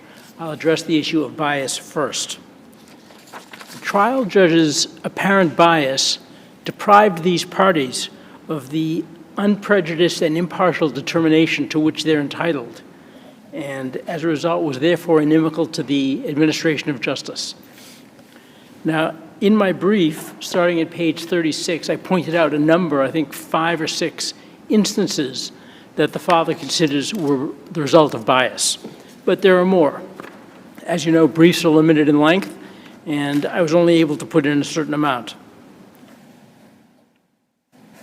For example, on page 153 of the first volume of the appendix, finding number 20, says the father claims incredibly that the funds that he had already accumulated in a fidelity brokerage account on the child's behalf that were designated for the child's education in the amount of $377,255.71 are no longer available for use towards the education. See Exhibit 35. Well, first of all, there's no Exhibit 35. There are only 19 exhibits. But more to the point, the funds, in fact, are no longer available. If you look at the father's financial statement from the time of trial, these funds just aren't there. So, can I just ask about that? I know. I'm sorry, Your Honor, I can't hear you. It doesn't direct right on the bias question, but on the funds themselves. You say the funds are no longer there. So does that inferentially mean they were there at one point? They were there when the father was... The college education. I'm sorry, I didn't hear. The funds for the college education were there, existed at one point. Yes, the father was required to maintain that account and contribute to it until 2015. And then he spent it down? He used the funds for other purposes, yes. What were those purposes? As detailed in the brief, he used it... He invested some of it. He paid off the mortgage, I think, was one of the things. Yes, he paid an IRS debt. He paid off the mortgages on his house. He invested $90,000 in something else, I forget exactly. He bought the company, and he also maintained all of his obligations with regard to his child. He paid for private school. He paid for child support. The agreement was that he would pay for the college education with the funds from the bonus. Yes, Your Honor. And at the time he entered into the agreement, he was receiving the bonus. Yes, Your Honor. The agreement wasn't he'd pay for the education with the funds from his future bonus. That's correct. There was no mention of future. He was supposed to accumulate, until the 2015 agreement, he was supposed to accumulate the funds in the account. After the 2015 agreement, he was no longer obligated to maintain the separate account. He just said he was to pay from the bonus. So the argument is that in 2015, those funds became fair game? Yes, he was no longer obligated to maintain the account, as this court found. But I'm not talking about the account, right? I think that's a little bit of a red herring, because money is fungible. But there were funds, wherever they were held, under a mattress in an account, it doesn't really matter, that had been earmarked for the child's college education. And in 2015, the agreement between the parties changed. And I think you'll probably agree that once the new agreement was in place, the old agreement really had no legal relevance, right? Yes, the parties were specific about that in the 2015 agreement. So the new agreement is you're going to pay, I'm going to pay for all of it. Your client says, I'm going to pay for all of it, and I'm going to use money from my bonus to do so, right? Yes, that was their agreement. And he had in an account under the mattress, doesn't matter, already $374 and some odd $1,000 from his bonus. Yes, at that time, at 2015, yes. So regardless of whether he still had to maintain the account or not, he still knew the obligation was he had to pay for the college education with the money from the bonus. Yes, but he wasn't earning bonus, and he hadn't for several He had years. already earned enough of the bonus to pay for the college education. But he wasn't required to keep the bonus and maintain it. He wasn't required to keep the account, but he was still obliged to pay the tuition. So I don't know why he just didn't set that money aside then and not use it for other things, because his obligation remained the same. His obligation was to pay it from the bonus. And he had the money from the bonus. Well, he had money. As Justice Hershfang pointed out, money is fungible. So Which what is if he didn't- why the argument that the preservation of that particular account was an essential element of his obligation to pay is not particularly persuasive. But how far back does that go? For example, if he had had a bonus when the child was born and it stopped when the child was 5, would he still have the obligation to pay based on the He bonus had an that he account that once held the made? bonus. I mean, the panel that previously heard this, the previous appeal in this case, in rejecting the way that the judge treated the obligation to preserve the account, said that the account doesn't bear on the obligation. He has to pay the tuition, and that was the obligation. Well, I don't agree with you, Justice Green. I think what the judge said was, what the panel said was that the trial judge rested her judgment on the idea that he was supposed to maintain this account and he no longer had an obligation. Then the trial judge changed their agreement from pay from the bonus to pay without regard to where it comes from. In fact, when the judge pointed out that he had $515,000 in a separate account, that was an IRA. I'm not sure if it was an IRA. It was a retirement account. So she wasn't looking at it. She had changed the obligation. Right, she said from his assets and... From assets and income. And that was after she had just found that he had no income. And the only income on which she based the child support calculation was the attributed income. Isn't the question before us on this appeal whether the judge's written findings are adequate to support her ruling that your client is responsible for more than 50% of the child's college education determined by the cost at UMass Amherst? It's certainly a major part of this appeal, yes, Your Honor. I'm sorry, just to what extent, could you address that, please? Could you be more specific about your question? Sure. I mean, there are a ton of written findings. I understand that, in your second argument, which you raised first, you take issue with the evenness of those findings and say that they support an inference of bias. And I don't mean to not attend to that argument, but it's not part of what I'm asking you about now. Looking at the findings as they are, in what way do they not support a determination that your client can be found, and by supported determination, I mean, that they're not adequate to support the order that your client pay more than 50%? Well, for example, Your Honor, with regard to the uninsured medical expenses and the extracurricular activities, which the trial judge split 60-40, with my client paying 60%, she entered no finding or no rationale or no explanation of why that differs from the college. Does she have to do that? I think so. Why? Why do you think so? Because I think the judge's decision has to be founded on findings, and there are numerous cases on that, and it's accepted in Massachusetts law. So if she's going to say, pay for college this way, but pay for the uninsured medicals that way, she needs to explain the difference and why she's treating them differently. And the findings include findings about your client's earning capacity and his savings and his available financial, the money he has here, there, and wherever. Why are those not adequate to support the ruling by the judge? Well, for example, there are no findings explaining why the judge looked at my client's finances but didn't look at all at the mother's finances.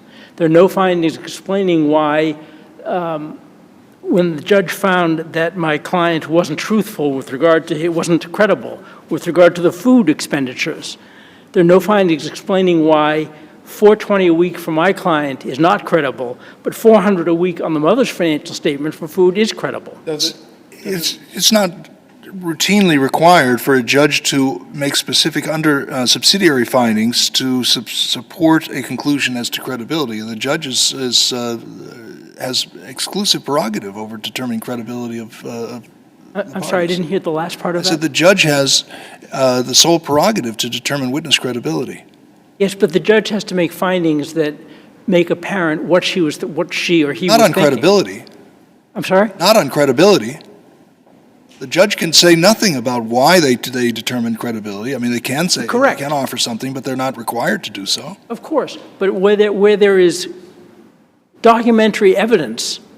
I just want to suggesting- go back for a moment, if I can, to something you said earlier, because the continuing insistence that the sole source of funds for the tuition payment, and for that matter, the obligation to, itself, is from bonus income, that overlooks, I think, the statement that the panel made in the previous opinion at page 8 that said the judge could have appropriately treated the loss of the father's bonus income as a material change warranting modification of the requirement that the child's college expenses be paid from bonus income.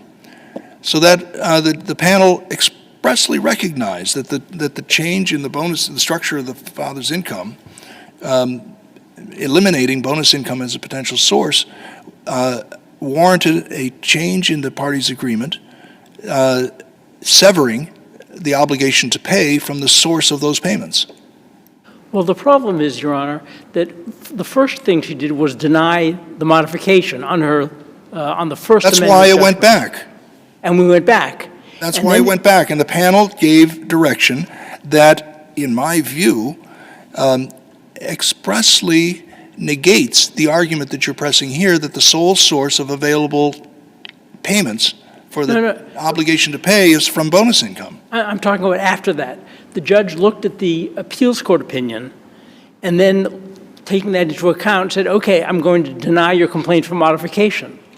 Then the father pointed out to the judge in a motion to amend that that leaves the 2015 agreement in force, which says that tuition and expenses should be paid from the bonus. In response to the motion to amend, the judge issued the second amendment judgment when she said that the father should pay it without regard to where the money came from. Right. But that's not what the parties agreed.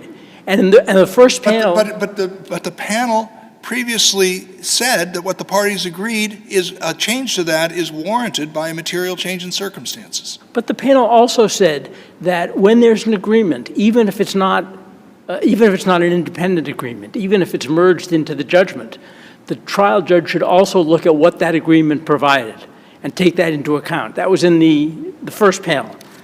So if that's the case, doesn't that help us understand why the focus was on his monies and not hers?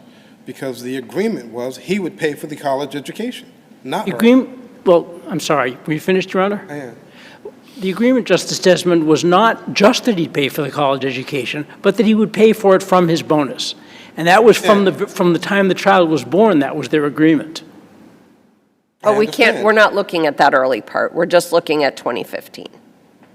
Right. I mean, I hear what you're saying is that never changed. We're also not just looking at 2015 because from and after the point of the material change in circumstances, the loss of the bonus income, the panel recognizes that that change could warrant a shift in the required source without alleviating the requirement to pay. But there are no findings explaining that. The trial judge did not say, I'm making this and I'm doing it because he still earned the bonus for all these years. So I'm going to hold him accountable for that bonus. Well, She didn't do that. Can't we infer that? You don't think we can infer that? No, I don't, Your Honor. It wouldn't even matter if he had had bonus before, if he had available funds from any other source. But that's the point. The parties didn't. The parties didn't agree, as I said in my brief, The parties didn't agree that the father's responsible, it doesn't matter where he gets the money. The parties agreed on the source of the money. So if the source wasn't available, the parties went back to court to say, okay, this doesn't work anymore. Parties didn't go back to court. This isn't a joint motion, right? This is his motion. No, my client went back to court So to this say, is not- I don't have the bonus anymore, we need to change it. Right. I don't have it anymore because I spent it down. No, I don't have it anymore Oh, because I'm not getting earning it it. anymore. Because And in fact, and I got let go from Fidelity. at the time of trial, he hadn't had a bonus in a year and a half. So that brings me back to my question. If he had only earned a bonus until the child was 5, would he still be held responsible for the following 15 years of bonus? But that's not the facts before us. And it's also not the contract before us. I mean, if there had been a desire to have a contract that said, I will be responsible for paying for the child's college education from the funds of my bonus so long as I remain employed and I'm still receiving a bonus, that's not difficult to draft, and that's not what the agreement says. I think that is what the agreement says, because he can't pay from the bonus if he doesn't have a bonus from which to pay. How much was his bonus? A substantial amount of money, I don't know. Right, like $1 million? I don't know, Your I Honor. want to say 1.3, but I'm not sure. Anyhow, in 2015, he didn't stop getting the bonus until 2019, is that right? I think he was terminated as of December 31st, 2018. 18, okay. And So subsequent, we presume that's when the bonus stopped? I assume so. I don't know, Your Honor. Right. I see that your time has come to an end, and there is no argument from the other side. The case is submitted. Thank you. Thank you. The next case on our list is case number 2023 P618, MIKHAEL El-BAYEH versus the Massachusetts Department of Transportation and others.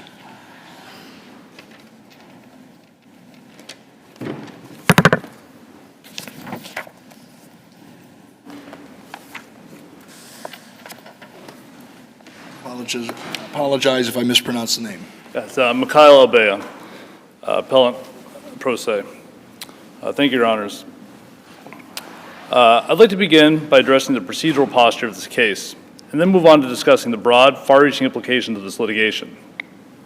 First, I will chronologically elucidate the course and tenor of this litigation thus far, using the government's own words. Can you point that mic up? You're kind of tall, so I can't really... Yes. All right. Is that better? It is, thank you. Thank you. February 23rd, 2021. An oral argument in this court, prior counsel for MassDOT, quote, conceded that MassDOT must comply with its own regulations in promulgating SSRs and speed limits. Counsel also agreed to argument that, quote, one charged with speeding might, in defense of a speeding citation, challenge the lawfulness of the promulgation of the posted speed limit sign. May 19, 2022.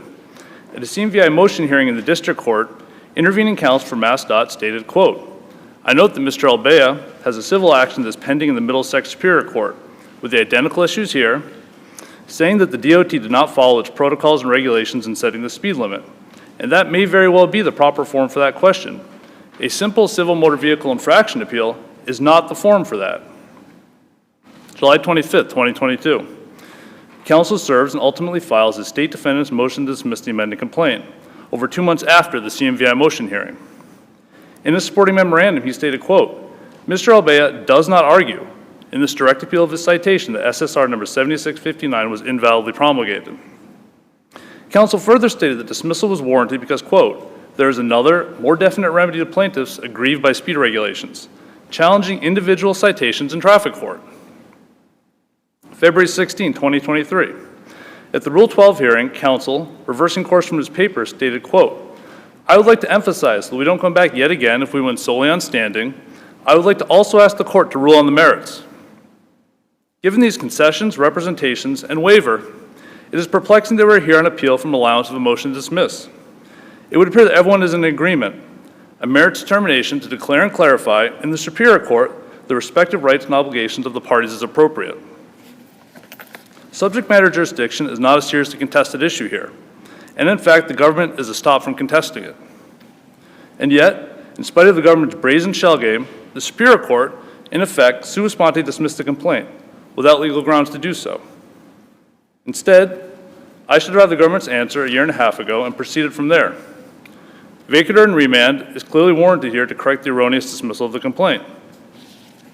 Second, I'd like to address the broader importance of this litigation. This case is about the most common... Before we get there, yes. you're pressing for remand? That's what you want? Yeah, I would think that would be necessary for a declaration to enter. I think that the Superior Court would have to actually enter the declaration. My understanding. All right, so what were you going to say now? Of course. I'd like to address the broader importance of litigation as well. So this case is about the most common scenario in which the government claims an exception to the warrant requirement, amounting to hundreds of thousands of warrantless seizures per annum, regulatory speed limit violations. And yet, the appellate courts of the Commonwealth have never specifically subjected this ubiquitous exception to meaningful judicial scrutiny. I find this baffling, especially considering the SJC's recent jurisprudence in cases such as Buckley and Long, where the court has struggled to grapple with the enormous discretion police officers have to make warrantless traffic stops. The government has capitalized on this lack of oversight and expanded this exception far beyond its legitimate scope, which is acutely demonstrated by the egregious facts of this case, making this case the perfect vehicle to finally scrutinize and rein in this exception. I welcome any questions from the court.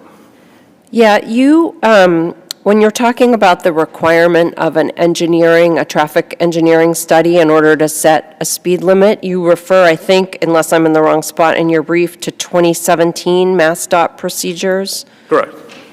And this SSR 7659 predates 2017 by a good 20 years, is that right? Correct.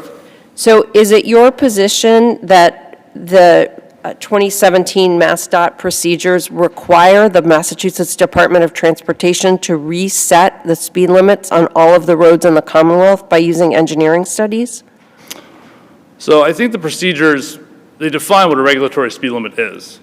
And, I think they do make an argument about, at the time it was promulgated in 1996. Let me just interrupt you for a second. Yes. Can you answer that question, yes or no, and then tell me what the explanation is? So, if there were other speed limits that didn't have an engineering study, I think There are. There are, correct. Right? The SSR 7659 covers like a gazillion roads, right? Or, anything that was 60 or 65 prior to the national maximum speed limit in 1974. So, they would have an obligation to correct. But the underlying question really is, what was the effect of the adoption in 2017 of the regulatory requirement for a speed study incident to the promulgation or the adoption, establishment of the speed limit on the speed limits that were already in place? Your contention, as I understand it, and I don't want to mischaracterize it, your contention is that upon the adoption of the 2017 regulation requiring a speed study, that all previously existing speed limits were null and void unless and until they were supported by a new traffic study? So the requirement's been in place with prior versions of the procedures. Just, if you would help me again, just answer that question. What was the effect of the adoption in 2017 of the new regulation requiring a speed study on previously adopted speed limits? I think anything that didn't have an engineering study continued to be null and void at that point. Continued to be. It wasn't null and void before that regulation was put in place. So the question really then is whether the regulation that was adopted operated to invalidate previously established speed limits, or was designed to apply to new speed limits or changes that were adopted from and after 2017, right? I think speed limits that were not valid before that continued to not be valid. Well, why would they not have been valid based on a failure to conform to a regulatory requirement if that regulatory requirement was not in effect at the time that they were established? So previous versions have been in effect prior to that. So every previous version, all the way back to, I think, 1967, had the same requirement. So it continued to be invalid if it didn't have that before and it didn't have that. So your citation to the 2017 regulation does not affect the imposition of the requirement for a speed study at the time that this speed limit was established? Is that what you're saying? Right, you'd have to look to a prior version. And I do allege provisions from prior versions in my complaint. But if you're looking at the seizure that happened in 2017, All right, keep going. Yeah, so if you're looking at the seizure that happened in 2018 and 2021, you would look for the definition at that point. But prior to that, the requirement existed prior to that as well. So I think, substantively, if it was void then, it was void before too, because it's been a requirement, for decades, would be my argument. And as you know, the department has advanced the argument that that they, despite that regulatory statement, they have the discretion to establish speed limits that are not in conformity with what the speed study might suggest, or even in the absence of a speed study. How do you respond to that? Yeah, I think I go through that in my brief. I think number one is the concession. They've conceded their binding, and I think that if you look at Chapter 85, Section 2, Chapter 90, Section 18, provision in Chapter 6C, if they make a regulation, they're bound by it. And I think I cite a Crawford case stands for that proposition. That case was about, parking regulation sign that lacks some, I think, hours. And because, the regulation said they had to put hours on it, it was unenforceable. And so I think that, it's the power to make a law isn't the power to break it. I think that's sort of what the argument is, at least the way I take it. If you have a regulation, you're bound by it, and that's... And the effect of your suggestion that the change in the limit from 60, reducing it to 55, is invalid would be to restore the prior 60-mile-an-hour speed limit. Is that correct? So that would be effective if they were to do that. They would have to post signs. And so in the absence of posting... You're moving beyond... Yeah. Let's take it one step at a time. Sure. The invalidation of the change that resulted, that attempted to impose a 55-mile-an-hour speed limit, the invalidation of the 55-mile-an-hour change would be to restore to effectiveness the prior 60-mile-an-hour limit, right? I guess I'm not sure what you mean by effective, because if there's no sign, it's not effective. It has to be posted to be effective. Well, I think we're talking about different things. You're saying, I'm saying effective, you're saying enforceable. And I understand from your reply brief that you contend that the absence of signs would mean that you couldn't be ticketed for exceeding a speed limit that wasn't posted. Yeah, I think Chapter 90, Section 18 has language about not effective until signs are posted and only during such times that they're posted. And so neither effective nor enforceable would be my position. I do talk in my opening brief about what the move forward, how we would move forward here. And I think you also have to look at how current is the engineering study, because we do actually have an engineering study that occurred in 2005, the most recent one. I think they would have to rely on that, and I think that does not support a 60-mile-per-hour speed limit, at least from 2005 when that was actually performed. That's a completely different question, because It seems to me that it is not necessarily the case that the department is obliged to adopt the speed limit that is supported by the speed study. They would have the regulatory policy discretion to impose a speed limit that they believe is appropriate, even if it were not the speed limit that was recommended or implied by a speed study. Would they not? I would disagree with that. I think Does the regulation state that both that they have to have a speed study and that the limit that they established must be the speed limit demonstrated by the study? Correct. And so the regulatory speed limit has a three-pronged definition. It has to be supported by an engineering study, it has to have the sign regulation, it has to have the sign directed. And the procedures go through, once you do the study, you get the 85th percentile. That's the presumptive speed limit. There's discretion up to 7 miles per hour or less in exceptional circumstances, but 7 less than the 73 to 76 from the 2005 study that was done is not 60, it's not 65, it would be 70 at the minimum. And so the speed zoning procedures are very clear about the 85th sets the presumption, and then there's some discretion to come below that, but not just whatever you want. If they do go below that, do they have to explain why? I just don't think that's discretion. I mean, they've defined their own discretion in their regulations, and so I think they just wouldn't be permitted to do that. I think it would not be an enforceable regulatory speed limit because it would be in violation of their procedures, which define kind of the limits of their discretion based on the speed study.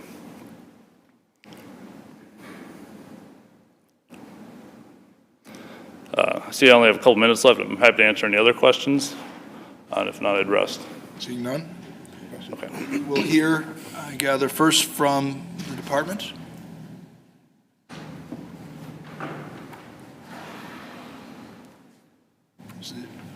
Good morning, Your Honors. From the Attorney General's Office for the Department of... Yes, Your Honor. Samuel Ferguson for the State Defendants. State The Police. departments and the individual defendants other than Trooper Sierra. Sorry, could you also please just pull the, thank you. Is that better? I think so. Okay.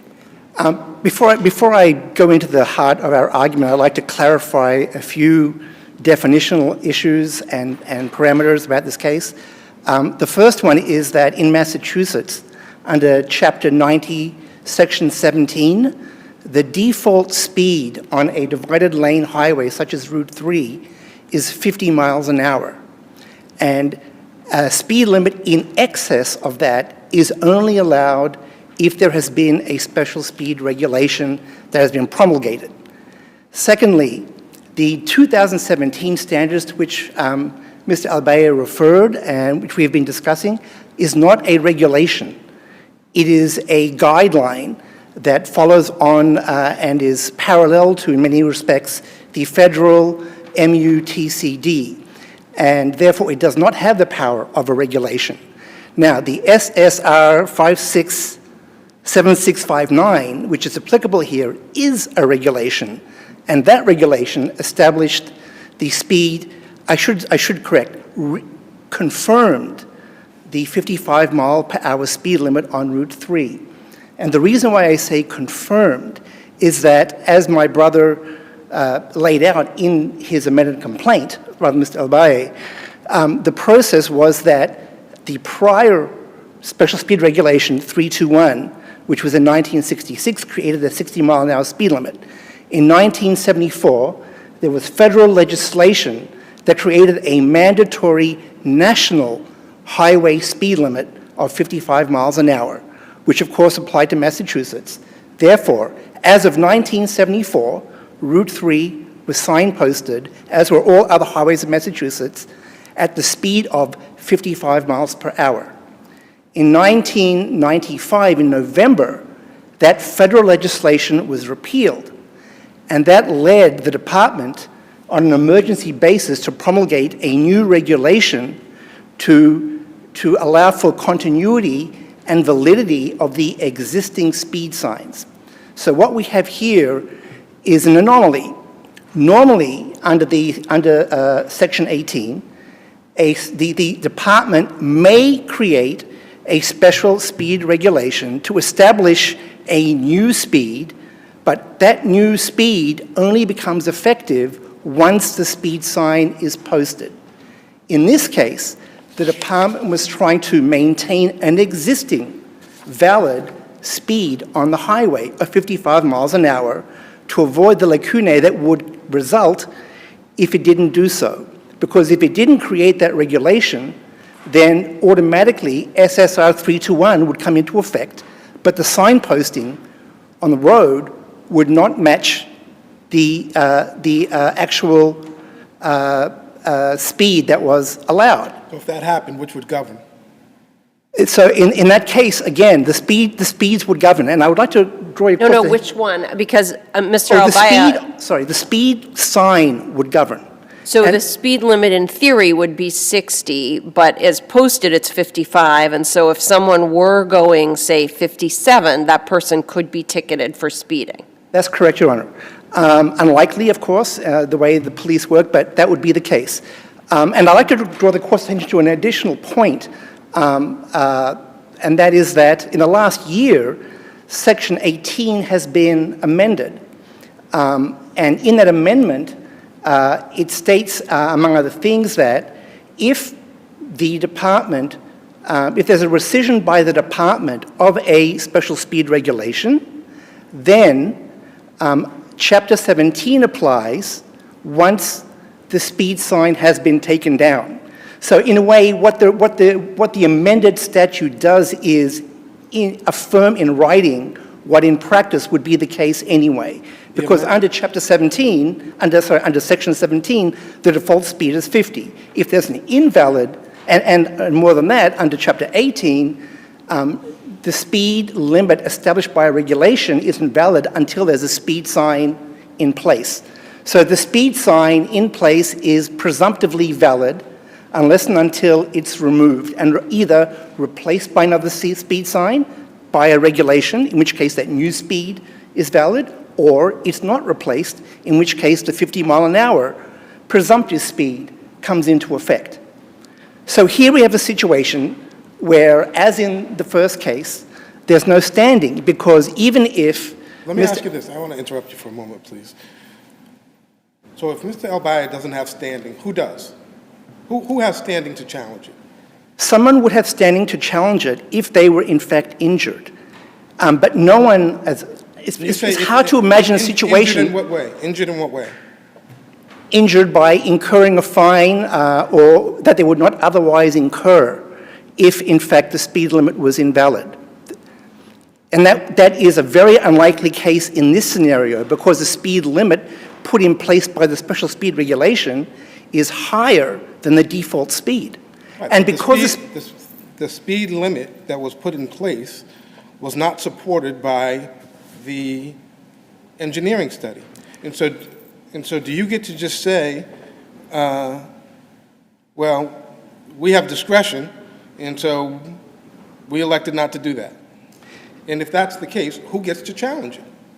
Well, two things there. First, I would strongly emphasize that the speed limit in place was valid, even if there may not have been a speed study, because it was in place in 1974 under federal statute, presumptively valid by federal statute, and continued to be valid because of that reason. But those are not consistent with the signage, right?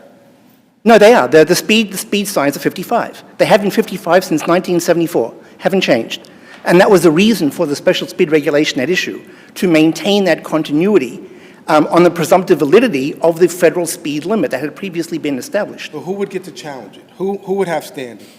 In just simple terms, tell me who would have standing?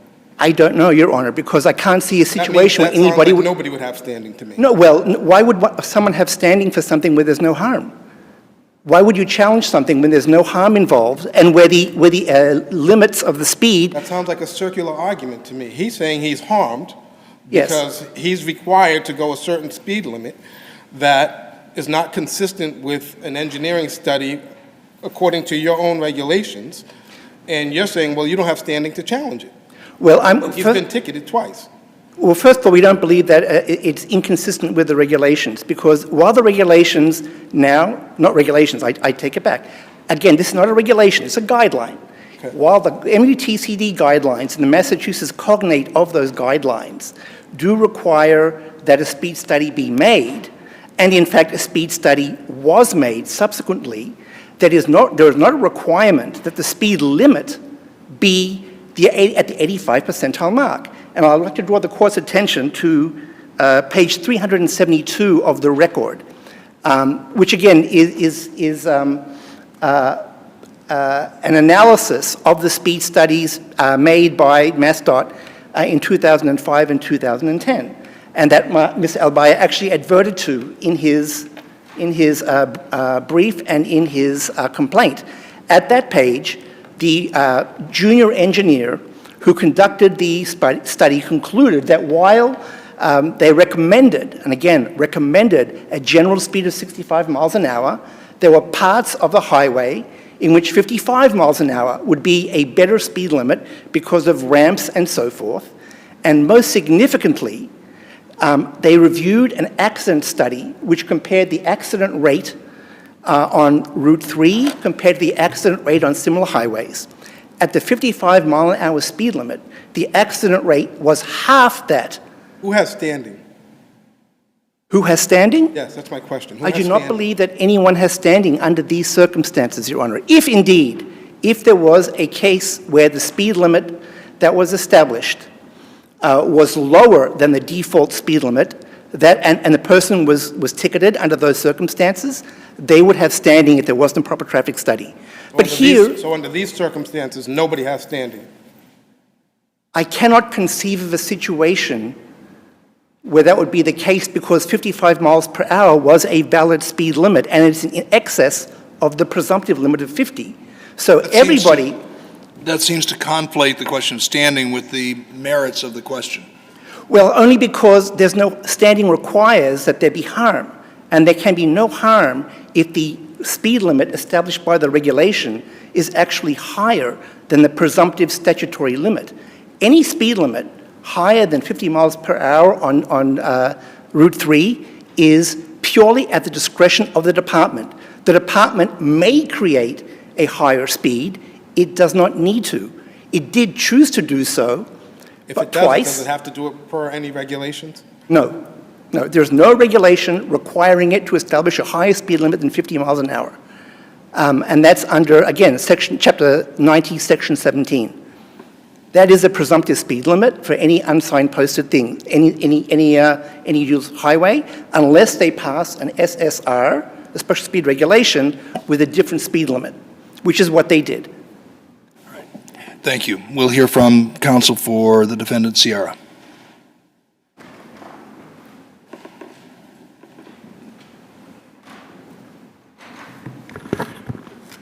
Good morning. Morning, Chief Justice, members of the panel. I'm Joseph Donlin. I'm here on behalf of Michael Sierra. Michael Sierra is a state trooper, and he is the law enforcement officer who cited the plaintiff on Route 3 in Burlington. When he being Trooper Sierra, effected the motor vehicle stop, he had a reasonable suspicion to do so. He had a personal observation of the plaintiff traveling in excess of the speed limit. He observed him at 72 in a 55. That allowed him to stop him. Upon his further investigation, that level accelerated or advanced, if you will, to probable cause, and he was allowed to issue him a traffic citation. And as far as the analysis goes, that should end the case against Trooper Sierra, because he acted based on reasonable suspicion, and then, again, the issuance was on probable cause that the violator was exceeding the speed limit. Now, there's claims that there's a violation of privacy here. The actions of the plaintiff were undertaken in public, and when we act in public, we shed the cloak of privacy that we all as citizens have, and there's no entitlement to speed. So the claim of a violation of his rights to privacy under 214 also fail. There's a claim with respect to threats. Let me just interrupt you for 1 second, Attorney General. So anytime it happens in public, no claim for right to privacy. Is that what I hear you say? Not any time, but under these circumstances, because what we're going to do is, we're going to look at then, well, what's the invasion of privacy? It's substantial, is it serious? And a 10-minute traffic stop on the side of the road doesn't meet that standard either. I'm a little puzzled because I had thought that the question of Trooper Sierra's potential civil liability was resolved on the basis of his immunity in the performance of his official duties. It does. He's entitled to qualified immunity, without a doubt, and it's because that he hasn't violated a recognized right of the plaintiff. So it has less to do with public versus private privacy or the merits of the underlying reasonable suspicion or probable cause. I mean, I understand that if there was absolutely no basis, he would lose his qualified immunity, but the question at the center of Sierra's position in this case is qualified immunity under state statute. Yes, it is. It's absolutely, he's qualified, and my analysis says, is attempting to show that, well, there's no violation of a protected right. So therefore, he's entitled to qualified immunity because the plaintiff hasn't even met that threshold. And so that goes through with respect to the threats, intimidation, and coercion under the Mass Torts Claim Act, where we've got the case of Smigliano, where any reasonable motor vehicle operator understands that when the blue lights go on behind you, you pull over and you deal with a traffic citation. And it's the reasonable person standard that applies, not the subjective standard that the plaintiff is suggesting applies. And again, I am I point to the fact that the plaintiff's been through it before. He understands what happens at a traffic stop. You pull over, you produce your license, and you go on your way. And here, a use of lights, use of the siren, and a 10-minute delay on the side of the road in nowhere comes near to violating any of these rights. And the suggestion that the trooper is required somehow to go behind the speed limit, the speed sign, and see if there was a traffic engineering study or somehow validate that is also without any support or any authority. And we suggest that that's another reason that qualified immunity applies. And if the court below inarticulately set out why qualified immunity applied, you obviously can apply what the standard would be. It said the fact is that there is no deprivation of a recognized right by Trooper Sierra, and that's why he's entitled to qualified immunity. Thank you very much. Nothing further. I see no further questions from the panel. The case is submitted. Thank you. We move to the sixth and final case on our list for argument today, case number 2023-P645. This is a case involving termination of parental rights. The case is impounded. I'll just remind counsel that regardless of who else is in the courtroom, we are streaming to our YouTube channel, and the video of this and audio of this argument will be available for public viewing. So we're refrain from references to the parties by name, mother, father, child, etc.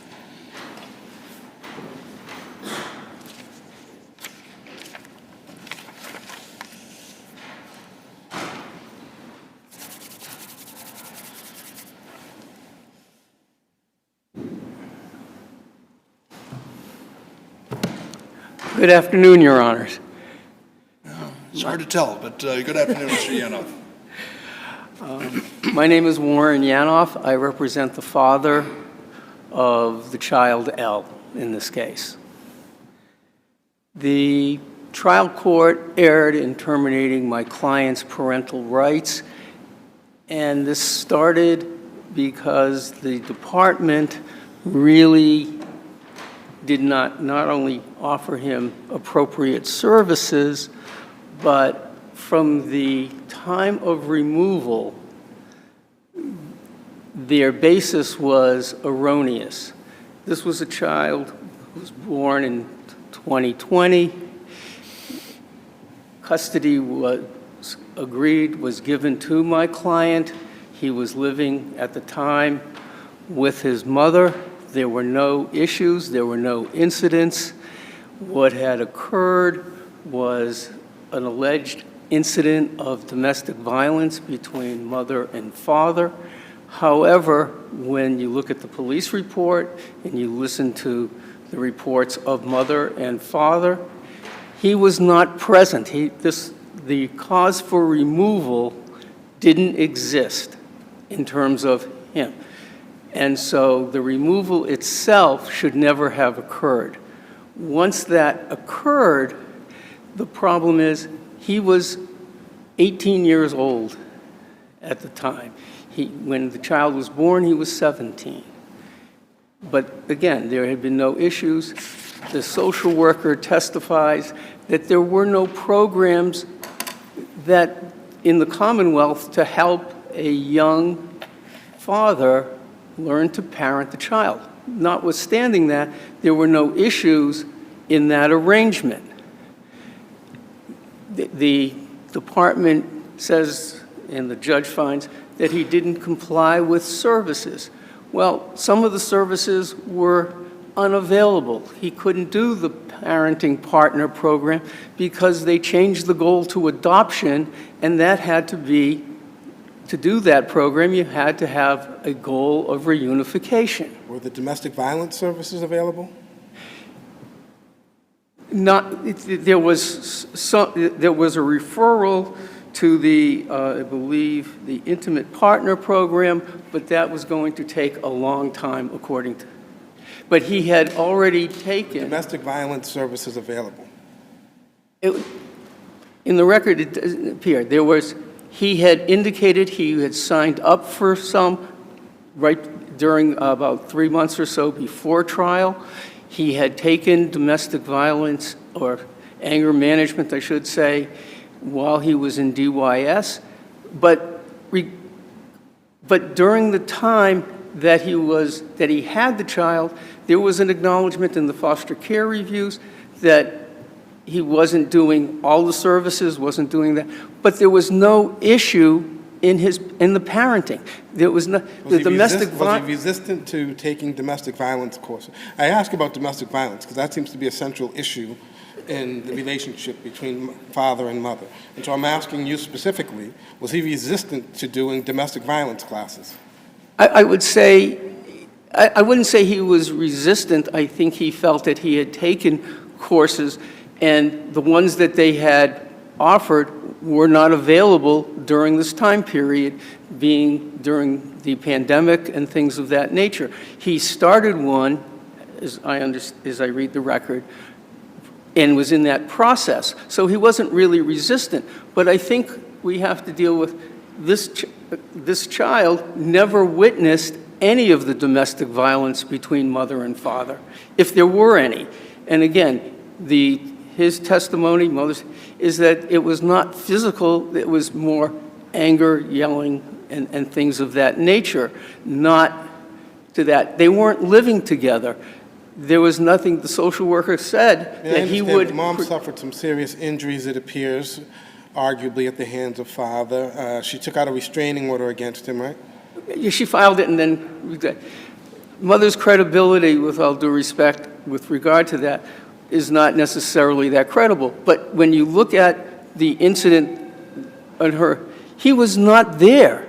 That's really the real issue, is we start this and then they don't have the right programs. And then the judge, I think, compounds it by saying, well, we find by a fair preponderance of the evidence, not clear and convincing, the judge says, well, we think, or the judge thinks, that he's not going to improve. This is an 18-year-old individual who Commonwealth acknowledges doesn't have the services to help him, but yet when they were parenting, when he was parenting the child, there was no issues. When he was parenting the child, was he doing that with the help of his parents? Yes, and there was no reason that... And did his parents move and he didn't even know where they lived? But at that point, they had already removed the child. What I'm saying is that the department... But I think Justice Desmond's question is, what is the evidence on which the judge might have relied to reach a conclusion that the father was capable of parenting the child without the assistance of his parents? To the extent... I think it's a twofold question. I think we don't know, and you can't necessarily infer that he couldn't parent. There's no evidence that says... No, the judge didn't use that as the basis to conclude that he couldn't, but I'm simply asking how it might be applied, as you suggest, to negate the conclusion that he couldn't. And the judge relied on different criteria to conclude that he was not capable of parenting the child. I think the judge also relied inappropriately on the fact that he had a juvenile record. And I think that's very clear according to the statute. Not a record, but that there were charges. There were charges. And that there was conduct that gave rise to those charges. And that's not allowed according to the statute. The fact So if he engages in criminal conduct as a juvenile that's not charged, that can be used to bear on his fitness, but if it results in charges, then all of a sudden it's out of bounds? Correct. Even though they're permitted to look at past behavior to help predict future behavior. But in this case, we have somebody who's that young who didn't, I think you still have to put it into that context of when he was having custody of his child, there were no issues. The foster care review even said DCF didn't do what it was. The judge based its termination, and I know if you allow me just finish your sentence. Thank you. On bonding, didn't talk really about best interest of this child, only said that the pre-adoptive parents were good people. I'm not questioning that. That's against... Thank you, Mr. Young. Thank you very much. I appreciate it. Have your brief. We'll hear from counsel for the mother.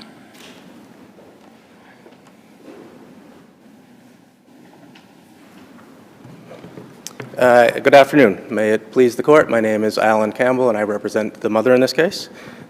In this appeal, mother is seeking vacation of the termination decree, or in the alternative, an increase of visitation to 2 annual visits a year. And the primary issue I'd like to talk about is that the judge erred by taking judicial notice of the findings of fact from the prior termination decree, or the prior termination trial. And my support for this is care and protection of Zeta, which expressly says the findings from a different case are not allowed in another case. I believe the language is barring issue preclusion or a statute allowing for their admission, they're not admissible. There's no statute in this case that allows them, and there's no question of issue preclusion because the issues at the first trial are completely different from the issues at the second trial. There is one difference between, well, there are probably more than one, but one difference between the Zeta case and this case is that in the Zeta case, the judge was relying on the judge's own recollections from the earlier cases as opposed to relying on record evidence from the earlier case. Is that a distinction without a difference? It is, because of the language that I've just cited. It's discussing in the same section where it says that the judge was relying on it. It goes through, in essence, I think the SJC was saying, even if these findings were written down, even if rather than relying on the memory, it was based on prior findings that had been written down, they still wouldn't have been admissible. And doesn't Darla say that they can be used in some instances, though? Darla does, and as I mentioned in my brief, Zeta came 7 years after Darla and is an SJC versus an appeals court case. And what are you saying? I'm not saying, as good as them? Not all at right, all. we know that. I'm not saying they're right, but they do win out. They do trump out or win out. So I think. Well, yeah, to the extent that they abrogate one of our holdings, or that they decide the same question on the same in a different way, their decision controls. But I think it suggests also the possibility that Judge Hershfang is not very far off base when she suggests that Czar is distinguishable from the circumstances of this case, Zeta, or from Darla. But the language that I'm relying on in Zeta is directly opposite Darla. It's not in this situation you can do that. The language says, barring issue preclusion or a statute allowing further admissions, finding from one proceeding are not admissible in another proceeding. That's a axiomatic statement of law that is contrary to Darla. So that's why I said it implicitly overruled it. They didn't say we're overruling it. But you cannot, there's no way to reconcile those two pieces of law. Darla says they're admissible, Zeta says they're not. There's not nuance in that. Those are straight up contradictions. And without conceding that they are admissible, but even if Darla is good law, they still shouldn't have been admitted because they related to different children. The father was different. The findings were still under appeal at the time they were entered. And there are several cases which I cite in my briefs that says in those situations, and this is even when it's a care and protection, rather a termination trial following a care and protection trial for the same children, even in those situations, I cite numerous cases that say the better practice is not to admit them. They really had no place in this case. And DCF mentions in its brief that or claims in the brief that I didn't cite any specific findings that weren't based on the evidence at the second trial. I would disagree. There are, I believe it's 11 findings. It's prior findings 17, and I have these are my brief, but 17, 19, 40, 51 to 56 are all based on evidence that was not admitted at the second trial. It's either based on trial testimony of witnesses who didn't call, or in some instances, what the prior judge saw on the Zoom trial, which isn't in the record. It was things in the background and such, and mother's conduct during the trial, which isn't part of the record. Does it matter that the judge indicated that she was going to look back just up until the time when this child was born, but was only applying the facts from there going forward to this? It does not, because she did First judge was a she, the second one was a he. I'll apologize in advance if I make a mistake. The second judge actually said, I'm going to primarily consider, not I'm only going to consider, I'm going Judge to Nielsen, she's a she. The second judge was the he. This is the one I'm referring to. I thought, well, whatever. The second judge didn't say I'm only going to consider from the birth. They said I'm primarily going to consider from the time mother was pregnant. So mother was pregnant in, I believe, August of 2019. The second trial is June of 2021. So we have 22 months of this case that the judge is going to primarily consider. And when the judge starts their summary, in the conclusion, they go through the findings, which unfortunately weren't numbered. It made it a little difficult to write. But when they, in the section between the facts and the conclusions, where they have a summary and they discuss the case, they say on June 21st, the judge found mother was unfit. These are the reasons. And then, in essence, goes on to say, and things haven't changed since there, which sounds a lot like a review and redetermination in the same case, not a termination trial in a new case involving a new child. But a parent isn't actually found, as this court's aware, a judge doesn't actually find a parent unfit. They find a parent unfit to care for a particular child. These are totally different children with totally different needs. And the judge, I mean, it's, to my mind, hopefully you agree with me, the judge starts from the premise, mother is unfit, and now I'm going to, and this is some of the judge's actual language, look at her progress. That is a fatal flaw. So is it your position that the record does not support a finding of unfitness for mom? Is that your position?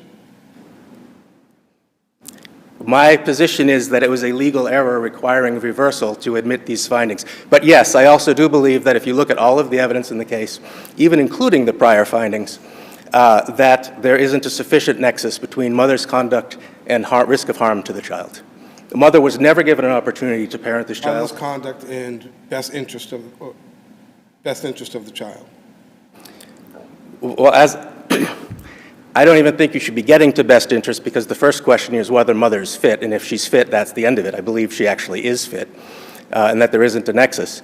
There is evidence of some things that mother did that weren't great. She did none of those while in a parenting role for this child. She was appropriate during all visits. She did work on some domestic violence things. She had gotten a restraining order against father. They were no longer a couple at the time of trial. Thank you, Mr. Campbell. And my time is up.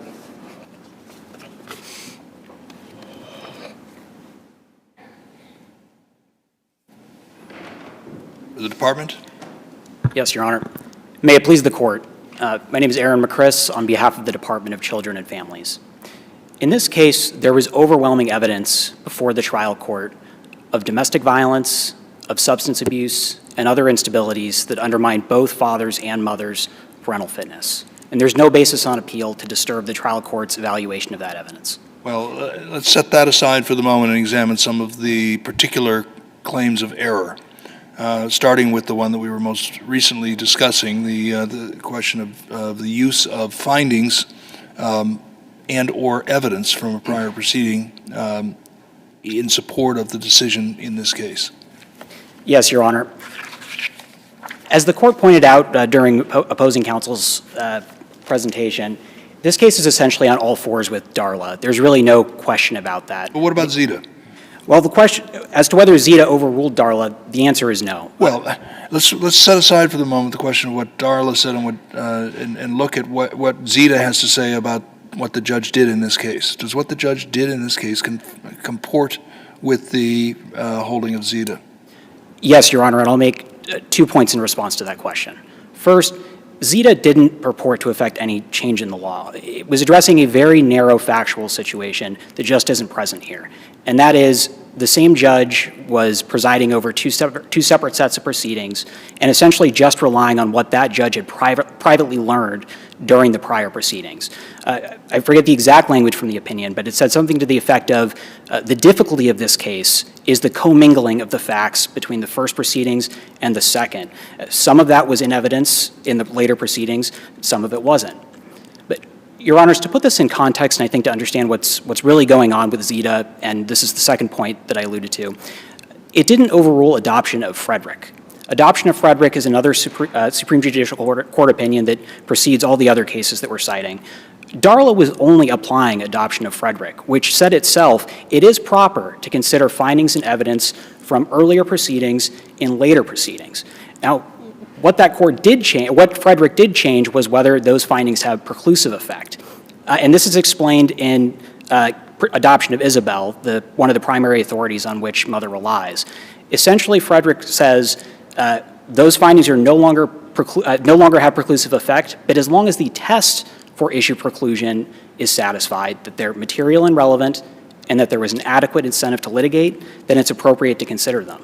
And Zita is couched in those terms. It says absent issue preclusion, and then goes on to cite the rule that Mother quotes. And then is the distinction between the children involved in each petition, does that go to the ultimate findings and rather than to the subsidiary findings that supported the conclusion of unfitness? Your Honor, just to make sure I'm hearing your question correctly, as I understand it, you're asking, is the difference between the children in the first proceeding and the second proceeding? In terms of preclusive effect and in terms of the appropriate weight to be applied, Zita includes a fairly explicit and clear statement that one of the reasons why even findings from a prior proceeding are not appropriate for use in a subsequent proceeding is that the proceedings involve different children.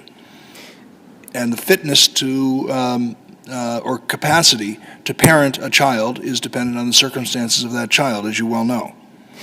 In broad strokes, Your Honor, that's correct. And that was one fact that troubled the court in Zita. Here, that concern isn't present. And the reason that's not present is the manner in which the trial court relied on the prior findings. The trial court said expressly it was limiting its reliance on the prior findings, all of which, again, are established by direct evidence, to Mother's progress and her history with DCF, and that's it. Those are general facts that are agnostic to which child is at issue. And because the trial court was relying on the prior findings, again, which were supported by the direct evidence, that concern in Zita isn't present. And I'll just highlight, for clarity in the record, there were multiple social workers that testified at these proceedings below. One of those social workers had worked with Mother from 2019 all the way through October of 2021, which overlaps with the entirety of her pregnancy in the time period at issue, the time period for which the trial court was relying on findings from the earlier proceedings. Your Honor, I'll now turn to Mother's counsel's suggestion during the presentation that just occurred that Mother's issues with alcohol never occurred in the presence of children.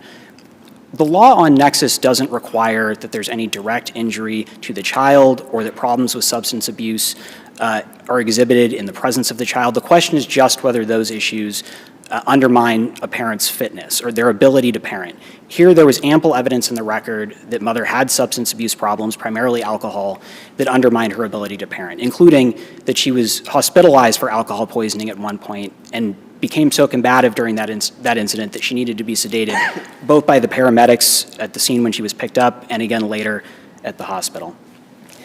I'll turn now to some of Father's arguments, starting with the argument about the delinquency charges. Setting aside how the statute applies, this was a waived objection. This court addressed almost exactly this same circumstance a couple of months ago in a case called Adoption of Fabio, where a father's delinquency records were admitted without objection and then argued on appeal that they were prohibited by this very statute. And this court rightly concluded in that case that that objection was waived and not preserved for appeal. The same is true here. The only evidence that the trial court relied upon in connection with Father's delinquency record was the North Adams police records. And those records were admitted without objection, and that should be the end of this issue.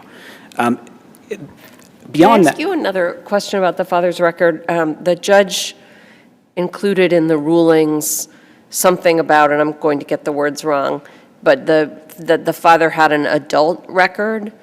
My review, which is never really reliable, of the record seems to support that.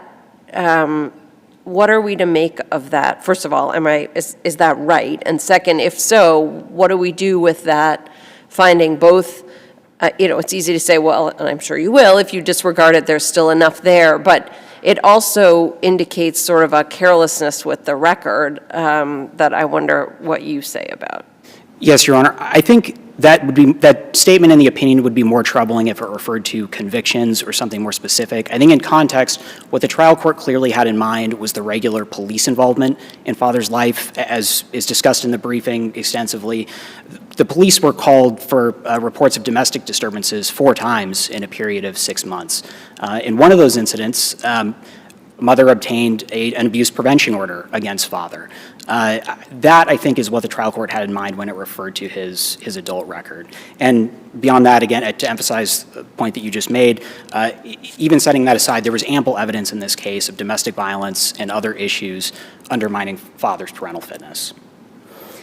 I'll briefly address a couple of points made during father's argument. One is that father didn't receive adequate services by DCF. DCF provided plenty of services to father, and he didn't meaningfully engage with them. Just as some examples, they referred him to parenting classes. Father did not complete a 24/7 dads program and other services in that regard. There was some minimal engagement, but not complete engagement. He did not complete an abuse prevention program. During his own testimony at trial, he was very resistant to the basic notion that there even was a domestic violence problem in his relationship with mother. He was referred to psychological assessment. He refused that. It was requested that he submit to a drug screen. He refused that, and that all appears at Appendix 33 and 38 to 39 of the record. And finally, I'll address the mention that Father's counsel made about the November 2020 incident where mother sustained a fracture to her orbital socket. So I just want to clarify, because there seems to be some confusion about the record. There is a suggestion in one of the police reports that father's sister may have been the one who punched mother in the face. It's completely beside the point. There was overwhelming evidence, setting aside that police report, that father was engaged in acts of domestic violence against mother. But more importantly, even if it was his sister who was the one who punched her in the face, father was apparently leveraging threats from his family members against mother. I'll just briefly quote an affidavit that she submitted when she obtained the abuse prevention order. And this is her talking about father. In the past, he has smacked me across the face, pushed me into things, choked me once, threatens me with his mother, dad, and sister. Sister broke my eye socket in November 2019. I just want him and his family to stay away. I'm afraid. Right, that's on page 421 of the volume 2 of the exhibit appendix. Correct, Your Honor. There was overwhelming evidence that mother and the child would be in this environment where mother was living with father and his parents that was plagued with domestic violence and consistent incidences of police becoming involved. And when you add all of that together, there's no question that there was adequate evidence in the record to support the finding that mother and father were unfit. Thank you. Finally, counsel for the child.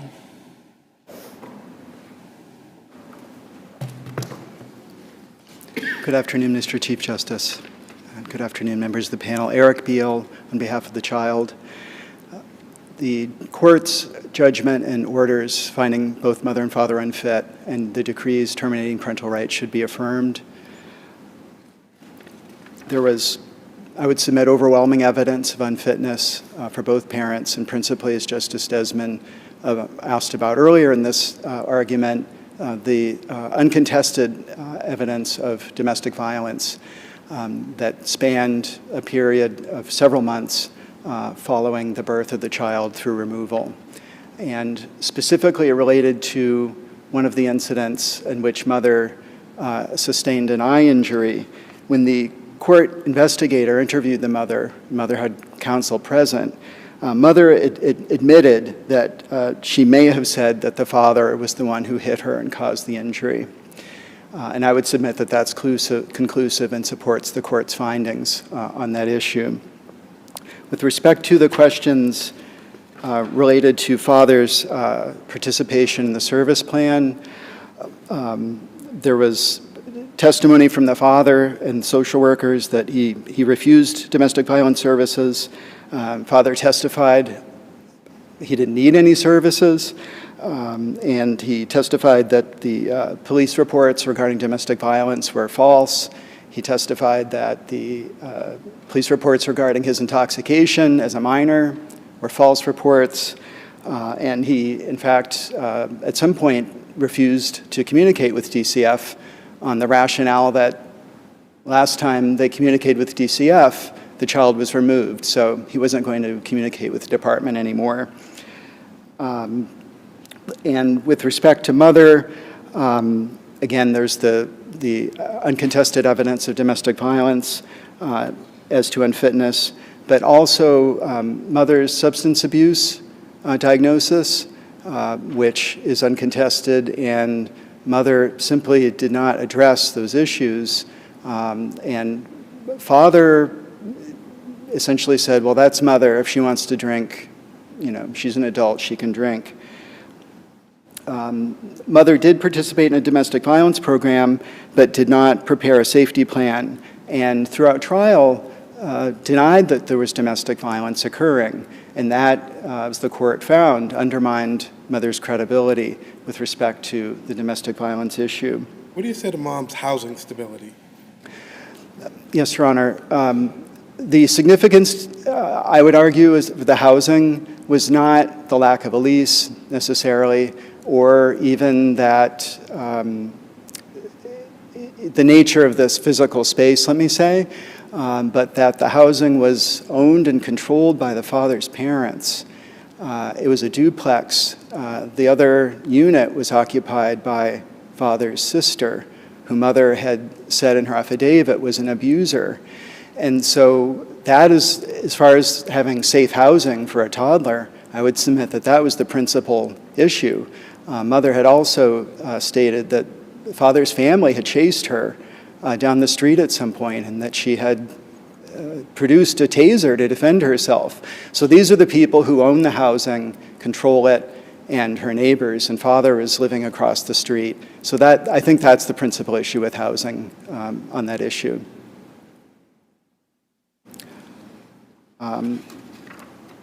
I would, regarding the admission of the 2021 findings, there was a case, and I cited in my brief, from 2017, which post-dates both Zita and Darla. It's adoption of Zara, and that's 91 Mass App Court 1107. It was an unpublished decision. I attached a copy in the appendix to my brief.